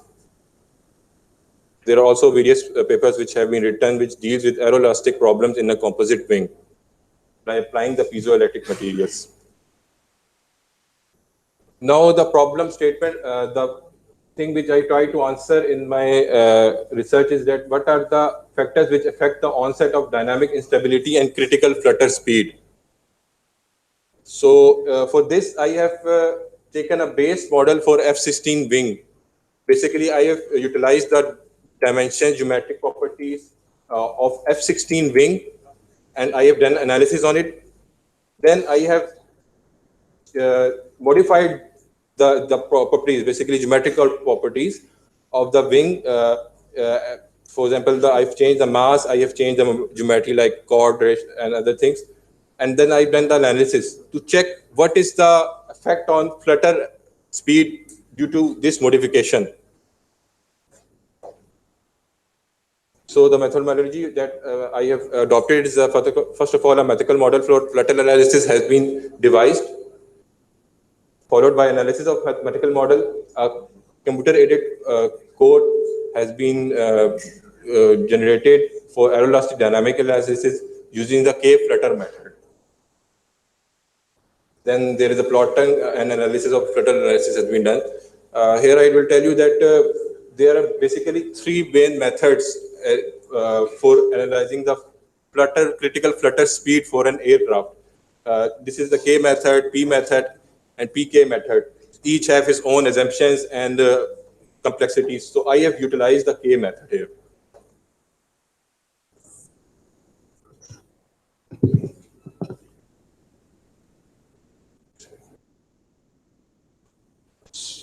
So these are the two equations which govern the 2 degree of freedom of motion for plunge and pitching motion.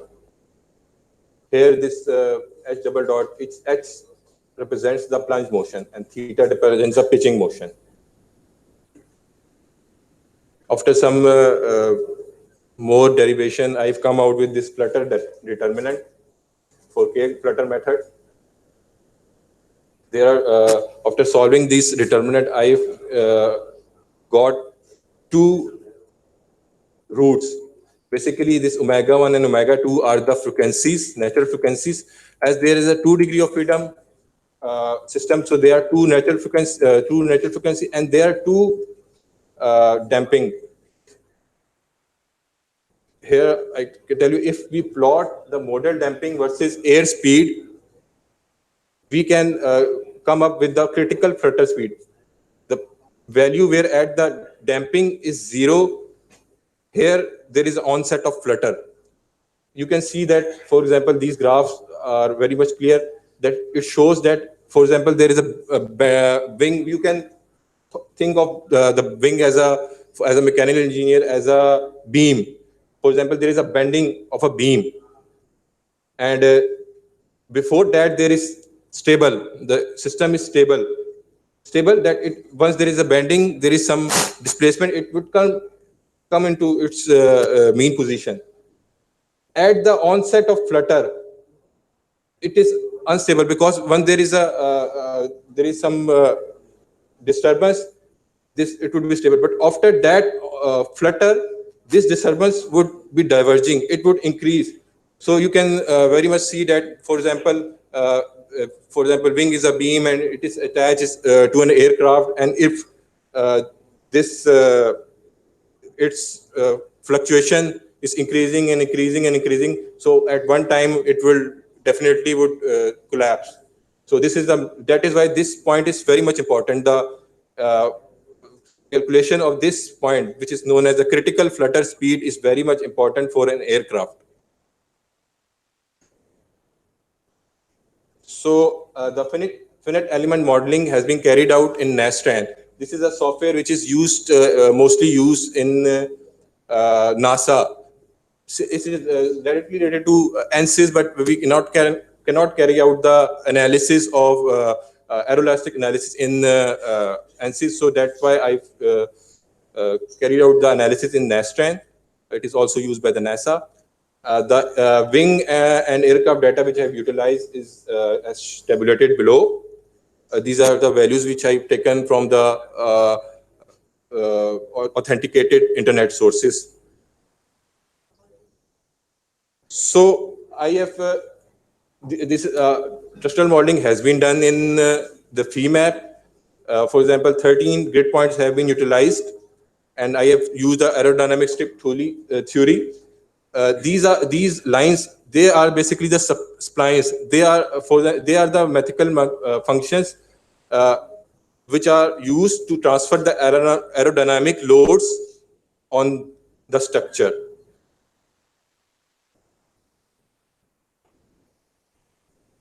Basically, the analysis has been conducted, as I briefly mentioned, at 3 different settings. Base model with known parameters, a modified wing where the mass has been reduced and redistributed equally along the span of the wing, a modified wing model with increased root chord. Here, as I mentioned before in the diagram, that the plot of damping coefficient versus airspeed are varied significantly in determining the flutter as well as the flutter boundary, where the margin of stability is determined at where the damping is 0. Next. Actually, once I modeled the wing in my Nastran, when I analyzed it, actually it generated a file which is written in Fortran.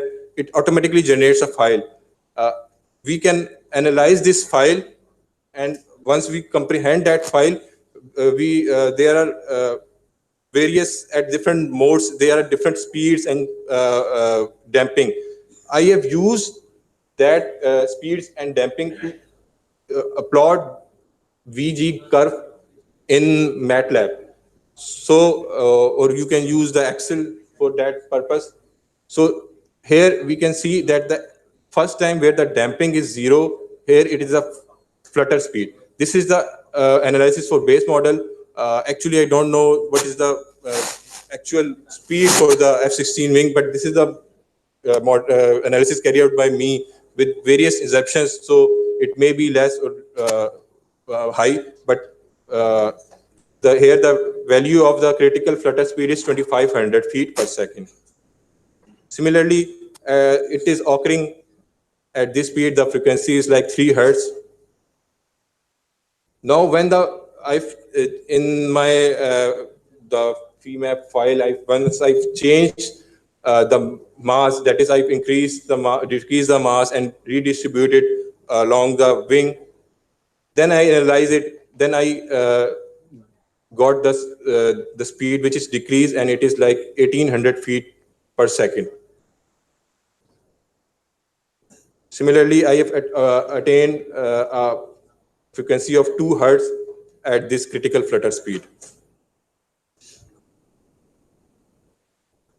The third which analysis has been carried out, that I have increased the root chord. Basically, the wing is a tapered wing. It has different tip chord and root chord. So I have increased the root chord just for analysis. Now the analysis, when they are carried out in FEMAP, I obtained like 3700 feet per second critical flutter speed. So at this speed, the frequency is 13 hertz. Now, the findings are that the critical flutter speed for the base model analysis has been calculated at 2340 feet per second as the frequency of 3.3 hertz. Actually, basically, this is the analysis I have carried out. Maybe the actual speed for F-16 done by the Lockheed Martin, it would be less or more, because that would be a proper analysis. But the analysis that I have carried out, I have obtained this speed. The same methodology has been applied to change the wing, that is, its mass has been reduced and distributed equally along the span of the wing. Then I obtained the speed of 1750 feet at frequency of 2 hertz. Similarly, the critical flutter speed for the modified wing has been calculated as 3750 feet at a frequency of 12.5 hertz. So the critical flutter speed for the modified wing has been decreased due to the reduction of mass and equal distribution along the span of the wing. So actually, once an aircraft is flying in the air, we want to fly that aircraft at higher speeds. So what we require is that our critical flutter speed should be high. The limit should be higher. So due to my analysis, due to mass distribution and reduction of mass for the wing, I've observed that the critical flutter speed has been reduced for the wing. So it is not a good option that I reduce this mass or equal distribute this mass along the span. It is not a feasible idea. So on the other hand, once the root chord was increased, the critical flutter speed has been increased. That is, I can fly the aircraft at higher speeds because the wing can withstand higher speeds.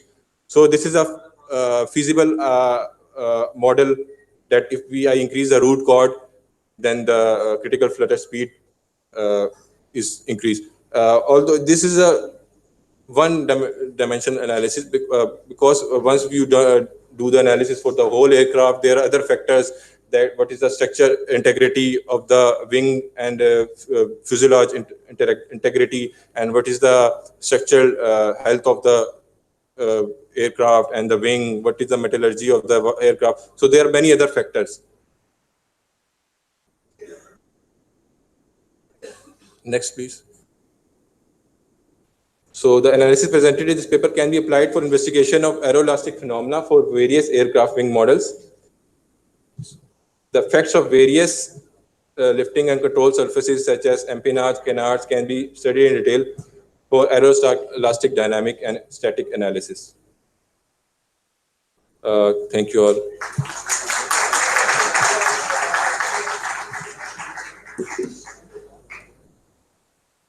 Fellow engineers, thank you, Mr. Jamil. Fellow engineers, if you have any question, please ask.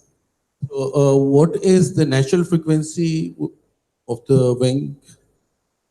I mean, have you observed the effect of resonance there?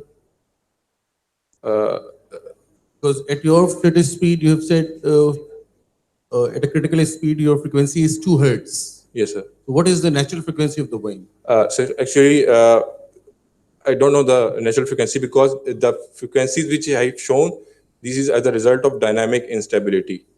So after analysis, when I utilize this file F.06 file, if you have some idea, that don't show us the natural frequency, and there is no nothing where we mentioned that the natural frequency. It only shows the frequencies at which the wing would withstand at different dampings. Okay. Second, have you done the fluid structure interaction in the software? Have you done the FSI? Yes, sir. So basically, it's the fluid structure interaction. Okay, so then how you can do it in a one-dimensional? It should be three-dimensional. So basically, if you have a structure, if you have a fluid having a three-dimensional structure, even the structure is three-dimensional, the fluid flow is three-dimensional. So how can you do it in one dimension? So no, this is a two-dimensional. Three-dimensional. You're talking about the wing. Yeah, I've now taken the thickness. Three-dimensional is a very complex thing. Two-dimensional basic, we can generic analysis can be done in two-dimensional. Assalamu alaikum. Assalam. It's a good work. I have 3 questions. What aerofoil type you used for your study? And have you ever studied the effect on straw hull number? And the third thing, at what Reynolds number values you conducted your study? I've used the Mach number, Reynolds, like I've done the analysis at Mach number of 1.2. So the Reynolds number was, there is nothing that we mentioned the Reynolds number. So Reynolds number would be calculated automatically by the software in the F.06 file, if you have any idea about that. And the second question was that about what aerofoil type you used for your study? No, this is only a two-dimensional model. So I've not used the aerofoil. I've just used the dimensions, chord length, and of the aerofoil. And have you talk about all these frequencies and all that stuff, so probably you must know the value of straw hull number that you conducted. Straw hull number. Yeah, what is the value of a straw hull number you calculated? No, I've done it at reduced frequencies. You're talking about the reduced frequencies that you be over. No, there is some number that is called a straw hull number. No, that has to be calculated depending on the speed. F's frequency into chord length divided by U. I think this is a value for the straw hull number. That would be calculated automatically once I put the speed. My recommendation is this: it would be better if you consider all these factors in your study, like aerofoil type. You talked about FSI, so you must know the value of Reynolds number. And definitely you must know the value of a straw hall number for which the study is conducted. Thank you. Thank you very much. My suggestion to all fellow engineers that keep your questions very brisk and to the point. If you have some points for detailed discussion, I think Flight Lieutenant will be available during the breaks for detailed discussion. So let's be very specific and crisp. Thank you very much. Thank you very much. Next speaker is Engineer Sarmad Ali. He is basically an industrial engineer from Mehran University. He is To start with the name of Allah, who is the most merciful and kind. Assalamu alaikum to all. Sorry. Acha, theek. Mr. Sarmad Ali is an industrial engineer and he is doing his post-graduation from Mehran and working in the Karachi shipyard and engineering works. Mr. Sarmad. Thank you, sir. Bismillahirrahmanirrahim. Assalamu alaikum to everyone. Today I am here to present my first international conference paper entitled Application of Queuing Theory for Improving Healthcare Performance of OPD. Next, please. Maybe we are all familiar from queuing theory or queue when we all, especially in Karachi, when you use local transport, you will be familiar from queue. The queue is formed, the rush is formed, the rush has been shown in buses, in banks, and hospitals. Currently, this research is concerned with this. This is my abstract. Long waiting line or queue is the common occurrence in every daily life, every routine, but especially in hospitals, healthcare centers, patients wait before they serve. The delay is the main issue, which is caused due to improper handling of queuing theory. The most practical approach to these sort of problems or issues, we use queuing theory. The data has been collected from ABCD Hospital of Sindh, Pakistan. We find the medical OPD from the all OPDs, medical OPD was congested where the queue was formed more than capacity, and the data collected from data hospital, the variables, the consideration we are too specific to our research, the variables were considered arrival rate and the service rate. In order to simplify these issues, we use multi-server queuing model and Tora software, and there is assumption in multi-server queuing model that when we are using multi-server queuing model, there must be the patient arrival follow Poisson distribution and the service rate must be exponential. The arrival and service distribution was checked by Rockwell Arena software to validate that this our data is following the assumption of multi-server queuing model. The data was put into software Tora software to compute the result. It was concluded that one doctor should be increased. Next. Okay, these are the contents of my research: introduction and literature, problem statement, objectives, research methodology, data collection, result, conclusion, references, and finally questions. Introduction and literature. Queuing theory was developed by renowned telephone engineer A.K. Erlang in 1913. Erlang was the first scientist in 20th century who treated the congestion problem in the context of telephone exchange. The queue or waiting line is common in daily life, railway station, post offices, and library, especially in convocation days, in entry test, everything. Hospital is the major section. In view of healthcare setting, it is found it have major impact on disease prevention, early detection, treatment, and restoration of the patient. When the number of patients exceed then the number of doctors, in queuing theory, we assume that doctors are the servers. The queue is formed. It is highlighted problem with the hospital is basically to face this long queue which cause delay patient to consult the doctor. Most of the patient die. Most of the patient, this is a very important, most of the patient die until they get served, especially in emergency departments. The major element is a waiting line theory involve people getting service entrance process, queuing formation, discipline of the queue, and the service mechanism in the service industries like hospital, waiting time of the customer patient must be predict at the different level of services. Nowadays, a big problem of the hospital is congested patient, the reception, outpatient department, emergency department, ICU, and waiting area. And this is because inaccuracy, improper handling of queuing theory. The most practical approach to solve these issues is a queuing theory.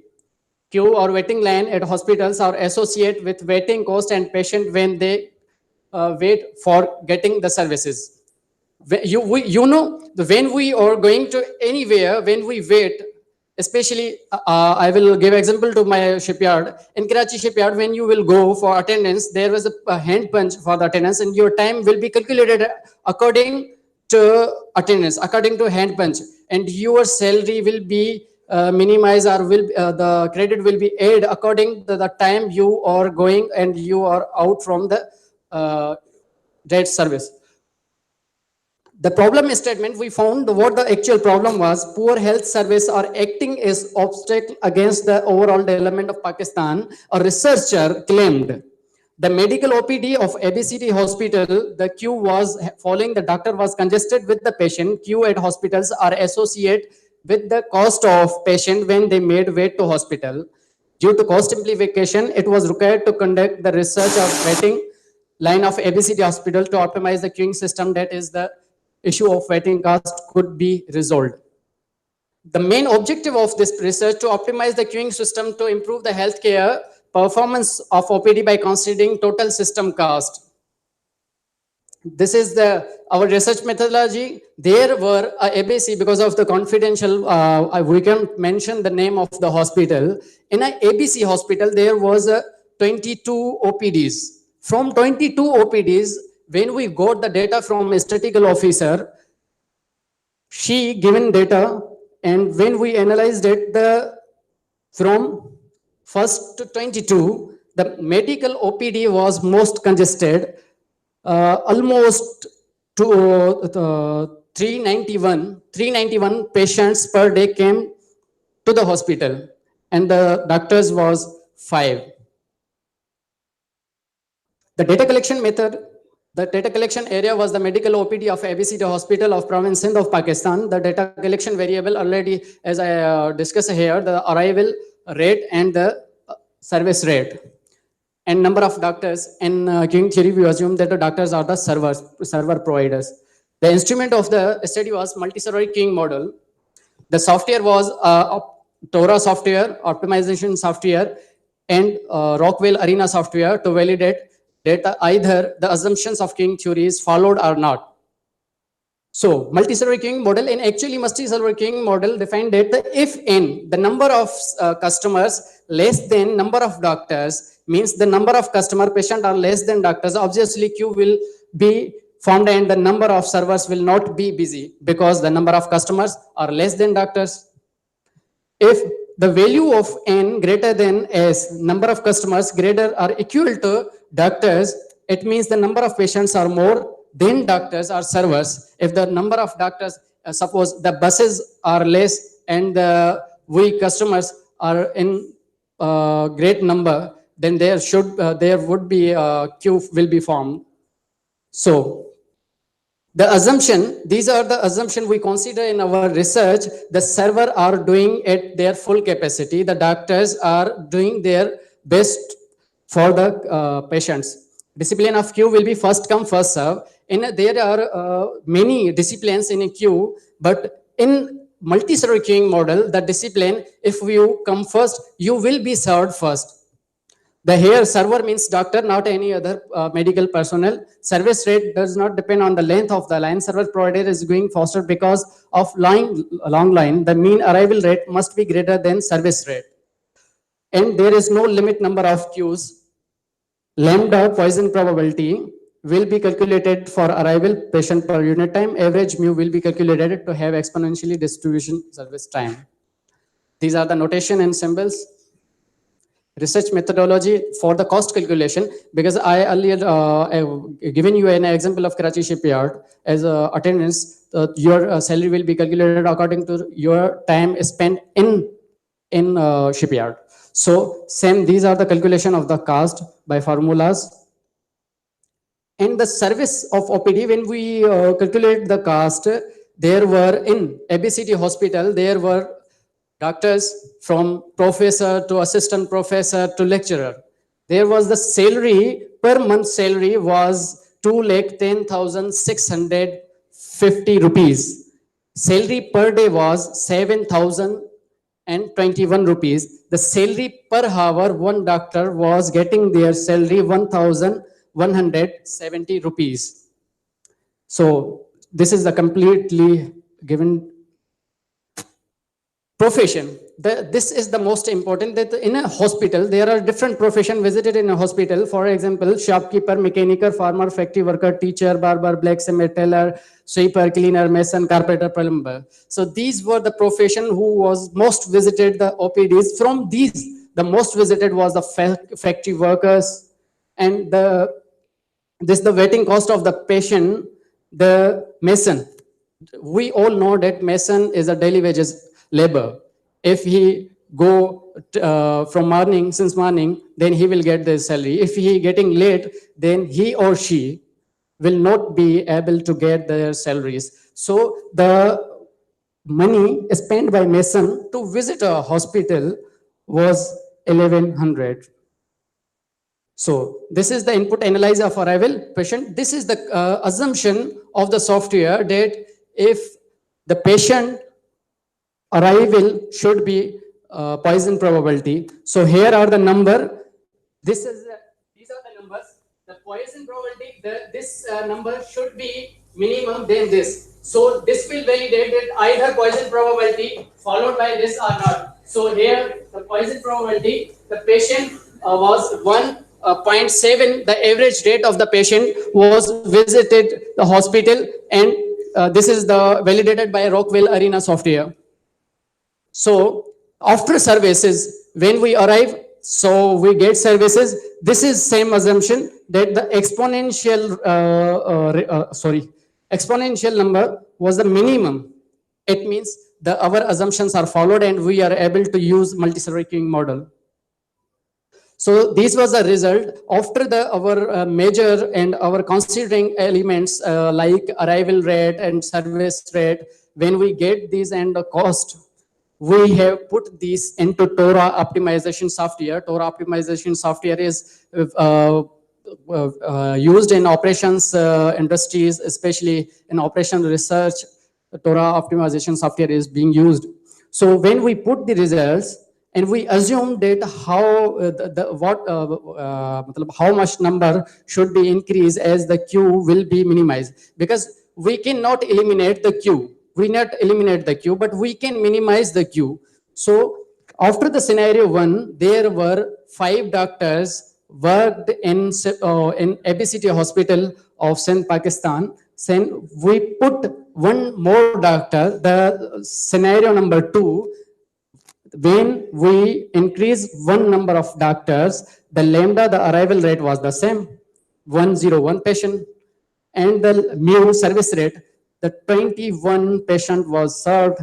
The expected cost was in original and in real, the 5,232 rupees. And second, when we increase, because for the first scenario is the current doctors are working in a hospital. The second scenario and third, fourth, and fifth, we put these to identify how many doctors should be increased. In number 2, there would be expected service cost was 6,279, which is minimum than scenario 3, scenario 4, and scenario 5. The expected vectoring cost is also 1,448 rupees. So now we, as my objective was the total system cost. The total system cost is the combination of service cost, means the salaries of the doctors, and waiting cost, which was spent, which was burned by the patient by itself. The total system cost in second scenario is minimum than third, fourth, and fifth. So we have suggested to that hospital that you should increase one number of doctor to minimize the queue, and obviously by considering total system cost. So this is the result. So the conclusion, this study was, as earlier I told you, that we conducted in APCD hospital due to the consumption of patient waiting in order to see the doctor. This problem was solved by multi-story queuing model. Service cost, salary of doctor, and opportunity cost, the waiting cost of the patient would be considered on the same time, at that optimum number of doctors could be suggested. It was decided that on the basis of reasonable service cost and opportunity cost by patient, summing up expected total system cost, where the expected total system cost with the minimum that was considering as the optimum. According to minimum expected total system cost, the cost of number doctor should be increased from 5 to 6. These are the references which I prefer during making a research paper for this conference. Thank you so much. I would be happy to take your questions.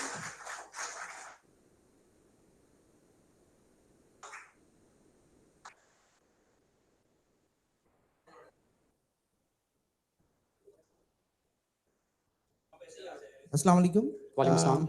It's a good work. I would like to ask that what was your objective function for optimization and what technique you used for optimization? Thank you. Actually, for optimization, there was the clearly objective that we considering total system cost. The total system cost is the combination of service cost and opportunity cost, because we are facilitating not only a customer or a patient, but we also facilitated the service provider, because without their consultation, it is impossible to implement this. To suggest to them that you can implement this. So for optimization, there is a TORA software, TORA optimization software, which is using in industrial department, especially in operations research subject. The TORA is already is named as optimization software. So there is some assumption, there are so many models, but in multi-server queuing model, it means the multi-servers, means multi-doctors, more than one doctors should be there, then we can use this. So for the TORA optimization software, we need to identify the actual arrival rate and the service rate. After getting these, and by considering cost and by the formulas of the cost, we can calculate it by considering the invoice and also assumption. For the assumption, because we have to identify either our multi-server queuing model is the data is validated or not. For the Rockwell Arena software, as I showed you graph, it was validated by that. So we can optimize, and it is not only in hospitals. There is recommendations are missing. So I recommend that we can calculate it, especially in Karachi. We can create a case study, especially in transport, especially in tool plazas, especially in banks, especially in offices, in post offices, especially in airports and traffic areas. So many. There are so many techniques. Any other question? Yes, I have a question. Yes, sir. Did they implement your suggestion? Number one. And number two, your major suggestion was in the medical area. So it depends on what type of doctor you are recommending. So did you take that into consideration? That it should be not a pediatrician, it should be in the medical area. Sir असल में ये होता है कि जो medical OPD होती है, medical OPD में जनरल पेशेंट्स आते हैं, वहाँ पर जनरल पेशेंट आते हैं सर्विस लेने के लिए. तो आपका जो एक क्वेश्चन था कि आपकी सजेशन वो इम्प्लीमेंट करेंगे, because they are the authority. तो उनकी मर्जी है, रिसर्चर का काम होता है रिसर्च अपनी करके उनको प्रोवाइड करना. So it is very happy to announce that when I go to ABCD hospital of province Sindh of Pakistan, the superintendent, पता नहीं क्या होता है, सुप्रीडेंट जो भी उसका हेड था, MS मेडिकल सुप्रीडेंट, तो मेडिकल सुप्रीडेंट ने ये एडवाइस दी थी सेक्रेटरी हेल्थ को, और सेक्रेटरी हेल्थ ने उनको प्रपोज किया था, वो मिले भी थे, और उसके बाद उन्होंने एक कमेटी बनाई थी और 4 हॉस्पिटल्स को कंसीडर करके वो स्टडी करना चाहते थे. क्योंकि मेरी स्टडी थी, एक पैरामीटर्स जो थे वो बिल्कुल आम मतलब के स्पेसिफिक पैरामीटर्स थे, तो वो ब्रॉड सेंस में रिसर्च करवाना चाहते थे. मुझे पता नहीं कि अभी तक क्या हुआ है, मगर हमने सजेस्ट उनको ये किया था. एंड अच्छा, आपका दूसरा क्वेश्चन ये था कि ये जो है हम दूसरे में हाँ कर सकते हैं। मेरा हॉस्पिटल पे था और हॉस्पिटल में डेटा लेना भी बहुत मुश्किल था, वहाँ पर बैठ के अराइवल रेट चेक करना, ये करना, फिर वैलिडेट करना। मगर ये जो है ट्रांसपोर्ट में भी हम कर सकते हैं, ये टूल प्लाजा में भी कर सकते हैं, क्योंकि टूल प्लाजा में भी number of customers, number of vehicles come and number of vehicles out, we can note the time and we can also make a model for them. सवाल जो था वो एक्सपर्टीज ऑफ द डॉक्टर का था कि कोई स्पेसिफिक। अच्छा sir, मैं यही कह रहा था, सॉरी मैं भूल गया। तो वहाँ पर क्या था कि मेडिकल ओपीडी होती है जनरल, तो वहाँ पर बहुत जनरल आते हैं पेशेंट जिनको कोई बुखार होता है, खांसी भी होता है, वो पूरी की पूरी ओपीडी मेडिकल ओपीडी में भेज देते हैं। तो जो कॉमनली डॉक्टर्स होते हैं उनको फेमिलर होते हैं, ये कॉमन प्रॉब्लम्स हैं, तो फेमिलर होते हैं, तो वो जो फ्री डॉक्टर होते हैं उनको भेज देते हैं, या जो उनके पास अवेलेबल डॉक्टर है वो उनको वहाँ पर रखेंगे, क्योंकि medical OPD common OPD. GPs की बात कर। जी sir. Next question. Basically, my question is that you have researched in public, in any private hospital or It's a public sector hospital. It was public sector, means government hospital. Government hospital. But the pay scale that you have shown seems to be very high in public sector. So actually when मैं जब ले रहा था उनसे तो उन्होंने पहले तो मुझे ये कहा कि हमेशा याद करिएगा कि किसी औरत से एज नहीं पूछिएगा और किसी मर्द से सैलरी नहीं पूछिएगा। तो उन्होंने मुझे पहले तो सैलरी नहीं बता रहे थे, कहते भाई हम क्यों आपको सैलरी बताएं। तो when I meet their medical superintendent, तो उन्होंने कहा कोई मसला नहीं, आप दे दें। तो उन्होंने हमें पे स्लिप, एक जो उनका हेड था डिपार्टमेंट, वो खुद प्रोफेसर था वहाँ पर, उन्होंने हमें पे स्लिप दिखाई और अलाउंसेस वगैरह देख के हमने वो एनालाइज किया, और दूसरे जो हैं उन्होंने हमें वहाँ पर लिखवाई कि ये जो है। और पाकिस्तान में तो स्पेशली डेटा के मामलात में हमें तकलीफ तो आती है, because average pay is around 1,88,000. I think it's too much. I think let's not go into the specific salaries. I think the work done is pretty indicative of what needs to be done to improve the cost effectiveness. Secondly, second question is that you have shown that doctors should increase from number 5 to increase to number 6. जी. For which area? Because you have shown different areas, dental, medicals. Sorry जी sir, असल में ये था कि मैंने show बहुत की थी, मैंने वहाँ पर सिर्फ ये आइडेंटिफाई किया था कि मेडिकल ओपीडी जो है वो मोर कंजेस्टेड ओपीडी है। तो हमने फिर मेडिकल ओपीडी पे रिसर्च की थी, फिर मेडिकल ओपीडी में ही जो है वो 5 डॉक्टर्स करंटली वर्क कर रहे थे, और हमने सजेस्ट किया कि 6 नंबर आप बढ़ाएं, क्योंकि उनका पहला ये मसला होता है, क्योंकि जितने ज़्यादा डॉक्टर्स होंगे सीधी बात है क्यों उतनी कम होगी, मगर उसको अब मसला आ जाता है कॉस्ट का। अब वो इंक्रीज करें 8-10 डॉक्टर तो कास्ट उनको देनी पड़ेगी ज़्यादा, तो इस वजह से हमने ये कास्ट को भी कंसीडर करके और दोनों को फैसिलिटेट किया, कस्टमर्स को भी और वहाँ की मैनेजमेंट को भी। आप 1 नंबर बढ़ाएंगे तो इतनी मिनिमम होगी, क्योंकि 6 नंबर तब हम जब बढ़ा रहे थे 6 से 7, 8, 9 डॉक्टर जब बढ़ा रहे तो इनकी कास्ट बढ़ रही थी, 7 पे भी बढ़ रही थी, 6 was the optimum. I think you have done a remarkably good job to present it to the hospital to how to optimize the overall cost effectiveness of the system. Good work, Sarmat Karkali, and thank you very much. Thank you so much. Thank you.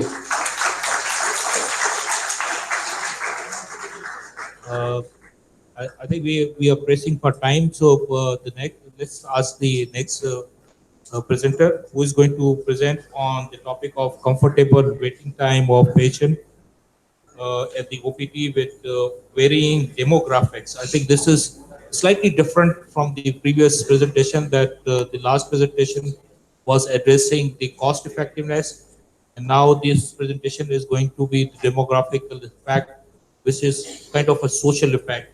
And the presentation is being done by Engineer Mohammad Ahmed Kalwar.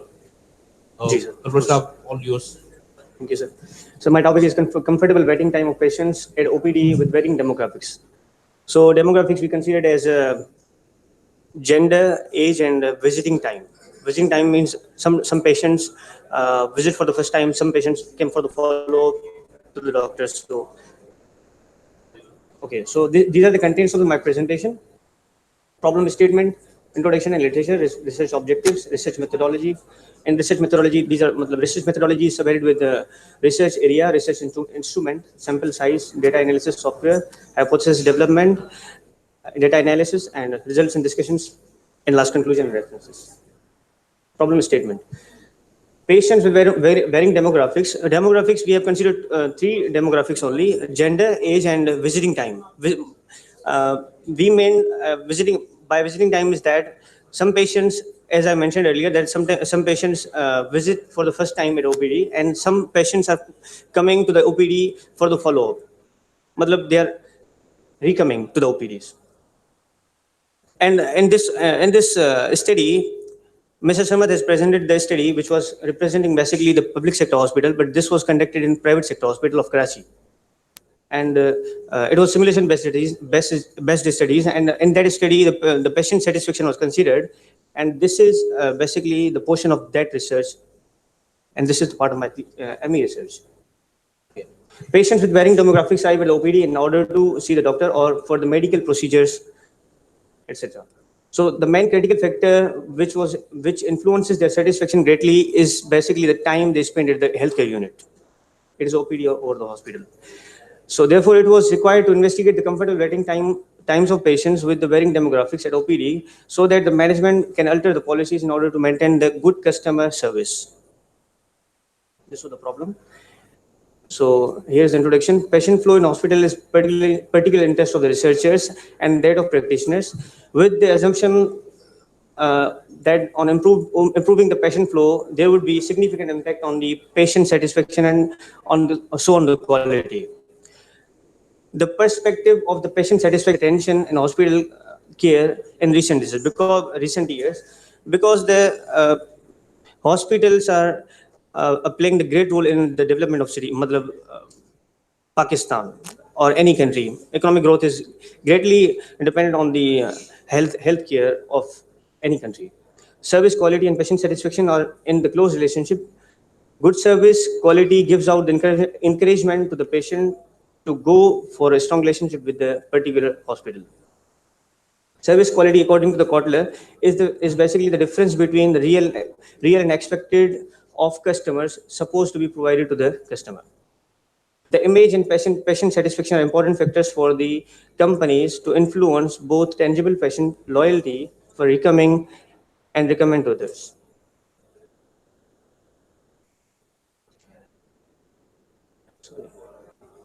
Hospitals are one of essential connections in the chain of healthcare services, and the lives of the people are directly affected by the quality of healthcare. In Pakistani hospitals, quality of healthcare services delivery is highly ignored, and inconsistencies of the hospital are not perceived as the main problem in healthcare facilities.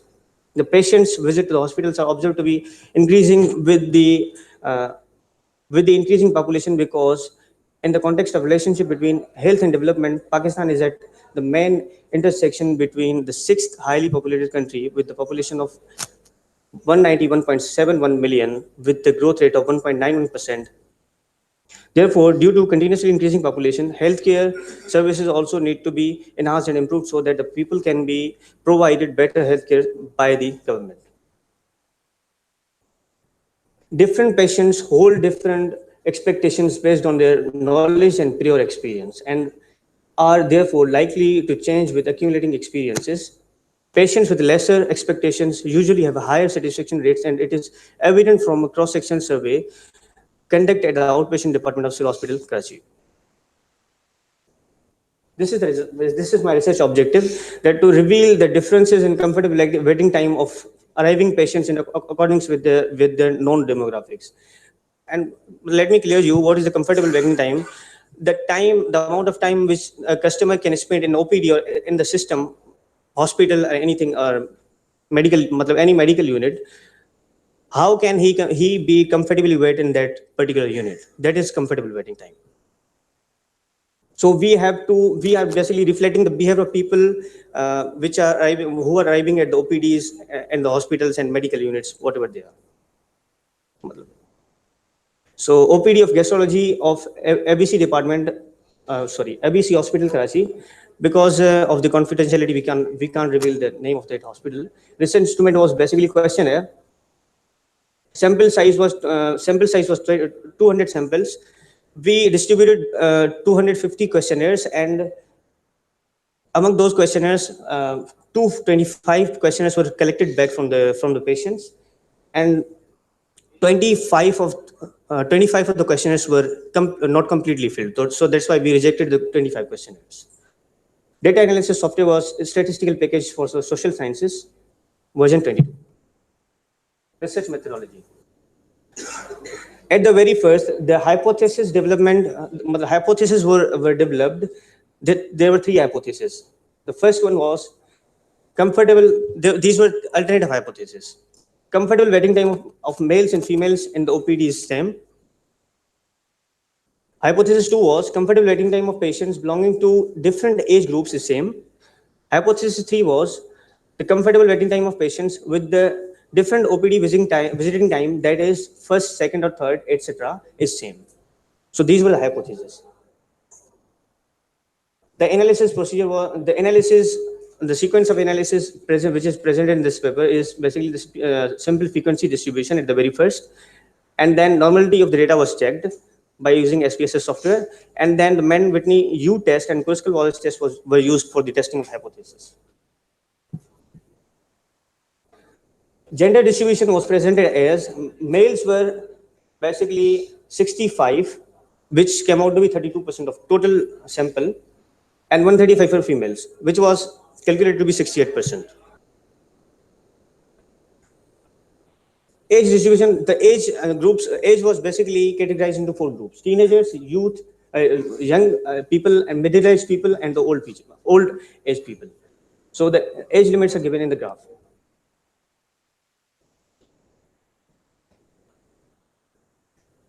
At the very first, before any test could be applied to the data, the normality of data was checked. The numerical data, those variables which were containing the numerical data were checked by using the SPSS software. The skewness and kurtosis of the data was checked. Skewness is basically the symmetry of the curve the data is forming, and the kurtosis is basically the fit of that curve. So by combining these two variables, the data normality can be checked. So if the data is normal, we can reveal, we can know which tests are to be applied on the data. So that's why we check the normality first. So age was the skewness of age was calculated to be 3.86, and the normal range of skewness and kurtosis is basically between +1 and -1.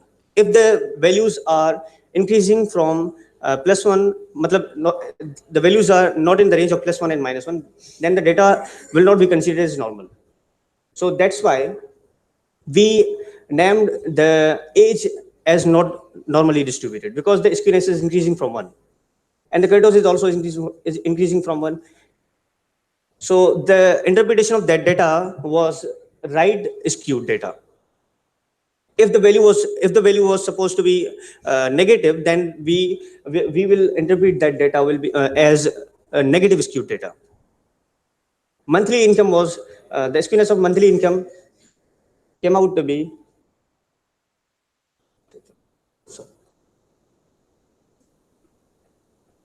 monthly income of skewness of monthly income came out to be 2.69, which is also greater than 1. So it was also named as right skewed data. And the kurtosis of monthly income is negative basically. So in this sense, the value of kurtosis is less than -1. So we cannot name this data. Yeah, we cannot interpret this data as normal data. So we interpret that data is rightly skewed. How can the question? This was the question: how long can you wait comfortably in the OPD? So the skewness and kurtosis, from the whole analysis, from the whole calculations, it was concluded. Yeah, it was revealed that the data is not normal. So now it was clear that how can we check the hypothesis and which tests are to be applied.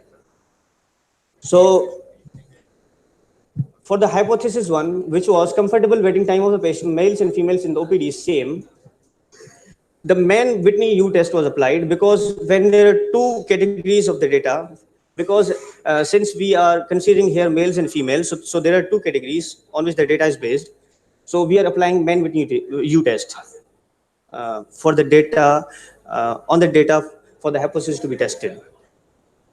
So the value came out to be 0.383. The significance level was considered as the significant interval was considered up to 95%, and the significant value, which was uh,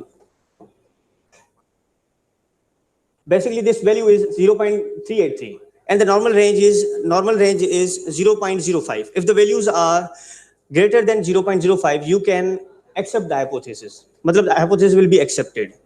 If the values are less than 0.05, the values will be rejected. The hypothesis will be rejected. Means this is not the fact.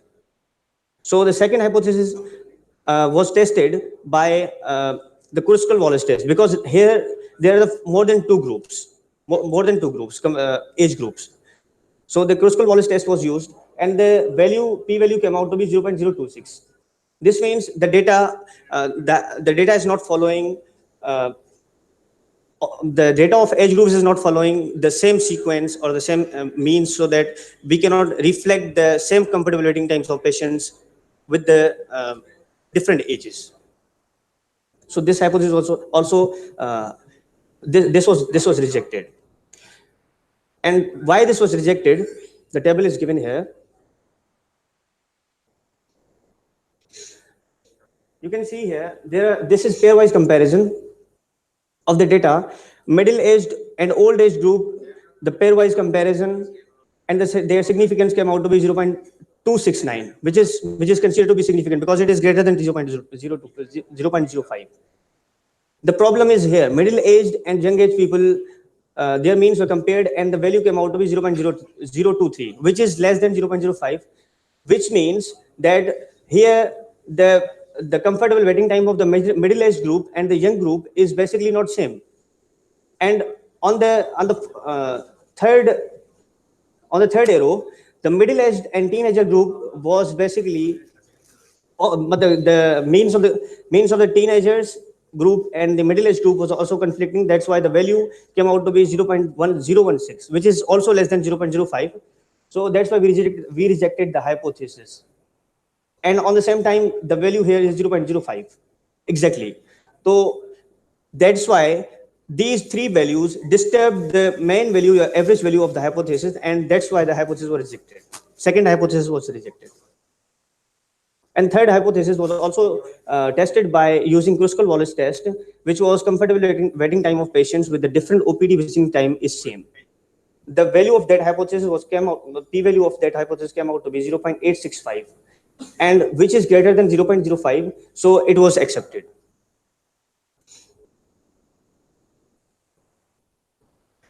After we analyzed the data, it was necessary to validate those results with the literature. So that's why we validated those results with the literature. It is indicated by the literature that the gender has an influence on the patient's expectations. Often males are reported to be in a hurry. They can't wait. Their comfortable waiting time is less as compared to the females. Gender difference is associated. So this is basically the case. This is basically the case study, which was conducted, and which is reflecting the behavior of males and females. A study was conducted on the patients considering the gender differences. The results indicated that out of 60, which was 60 female patients and 30. Sorry, there is mistake. 30 male patients. Sorry, here is mistake. Sorry. Waited for the more than 3 hours. Females waited for more than 3 hours, whereas 6 male patients out of 36 waited that much time for the service at the clinic. So females can't wait. Females can comfortably wait in any system. Yeah, this evidence is showing that the females are waiting more in the clinics as compared to the males. So they can wait comfortably more than males. Another study was conducted on eye clinics. It was revealed that the females wait more as compared to the male patients at the eye clinic for the cataract extraction. So this was the evidence which was collected for the hypothesis 2. The literature indicates that the age has an influence on the patient expectation also. It was reported in the study that the patient having age above 25 years could willingly wait for more than 2 hours. Higher incomplete visiting rate was also reported for young patients as compared to the old age patients. Literature has discussed that association of age and the waiting time. It was reported that the older age people are mostly visiting people at the emergency departments of the hospital, and they are reported for their longer waiting times without complaining as compared to the young people. So this is the conclusion. This study was based on the three hypotheses. It was concluded that the comfortable waiting times for the males and females is same. The patient of different age groups can't wait comfortably for the equal time in OPD because the teenagers and youngsters have different level of comfortable waiting times as compared to the old age patients. Furthermore, the patients who have already visited the OPD and the patients who have come for the second time, both were found to have same comfortable waiting time at the OPD. So if the patients would be, so this is the suggestion basically, if the patients would be served within their comfortable waiting times, then the customer satisfaction can be sustained because comfortable waiting time of the patients is main critical parameter of the customer satisfaction. So thank you, and these are the references. Any question?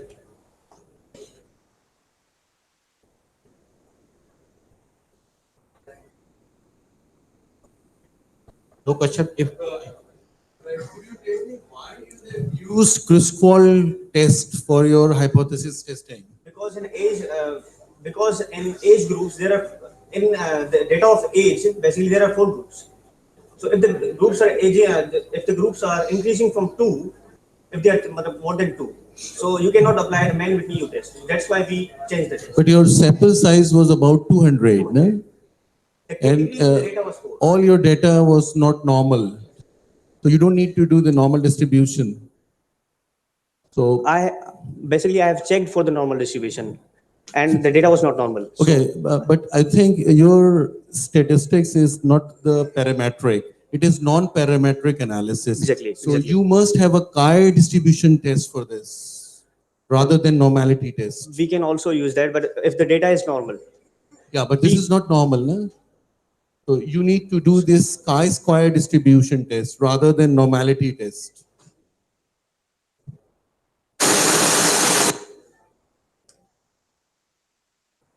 Yes, I think Kasali Sab is a good suggestion. My question or other query is that when you completed your work, did you share your work with the hospital people? No, sir, I haven't still completed my work because You the have not simulation completed your work. Simulation is still remaining. The second part of this thesis is basically simulation. So would you like to take this suggestion while you're completing the work? Yes, sir. Of course, I'm getting. And who is guiding you from the university on this project? Dr. Mohammad Saad Mehman. He is PhD. Is he here? No, he's not here. Oh, okay. Any more questions? I think this is an interesting discussion, at least for me, because we are more focused into the mechanical engineering aspects here in our normal working systems. And this is emerging out to be an industrial aspect, how to optimize. First, we saw the cost impact, and then it would be interesting to pass on this work and the recommendations to the people and to the hospitals to really take advantage of your work. Otherwise, if you don't pass on your work to the industry, then your motivation level will go down.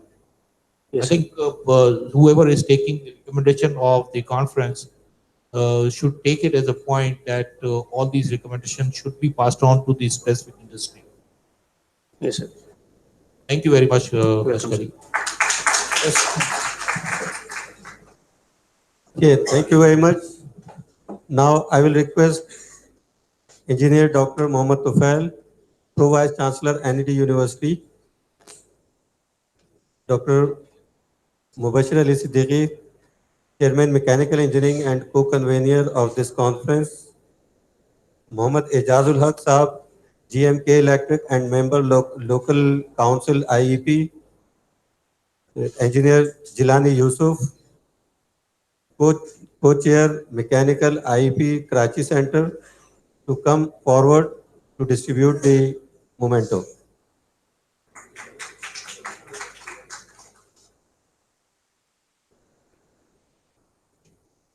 Now I request Dr. Mohammed Ashraf Sheikh Saab to come and receive your moment.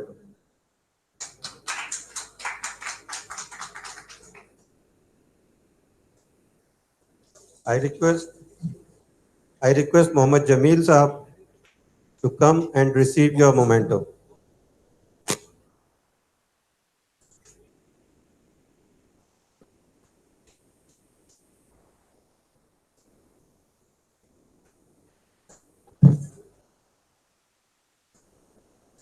I request Sarmad Ali to come forward and receive your memento.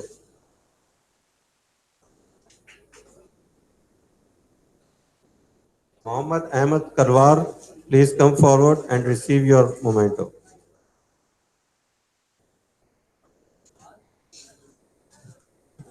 Now I request Engineer Ghulam Farooq Maniyar, member IP Karachi, to come forward and receive your memento as session chair.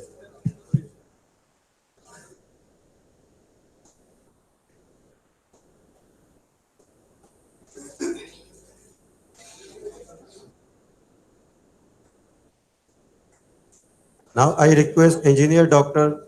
Syed Ali Hasnain Naqvi as the session chair. Please come forward and receive your memento.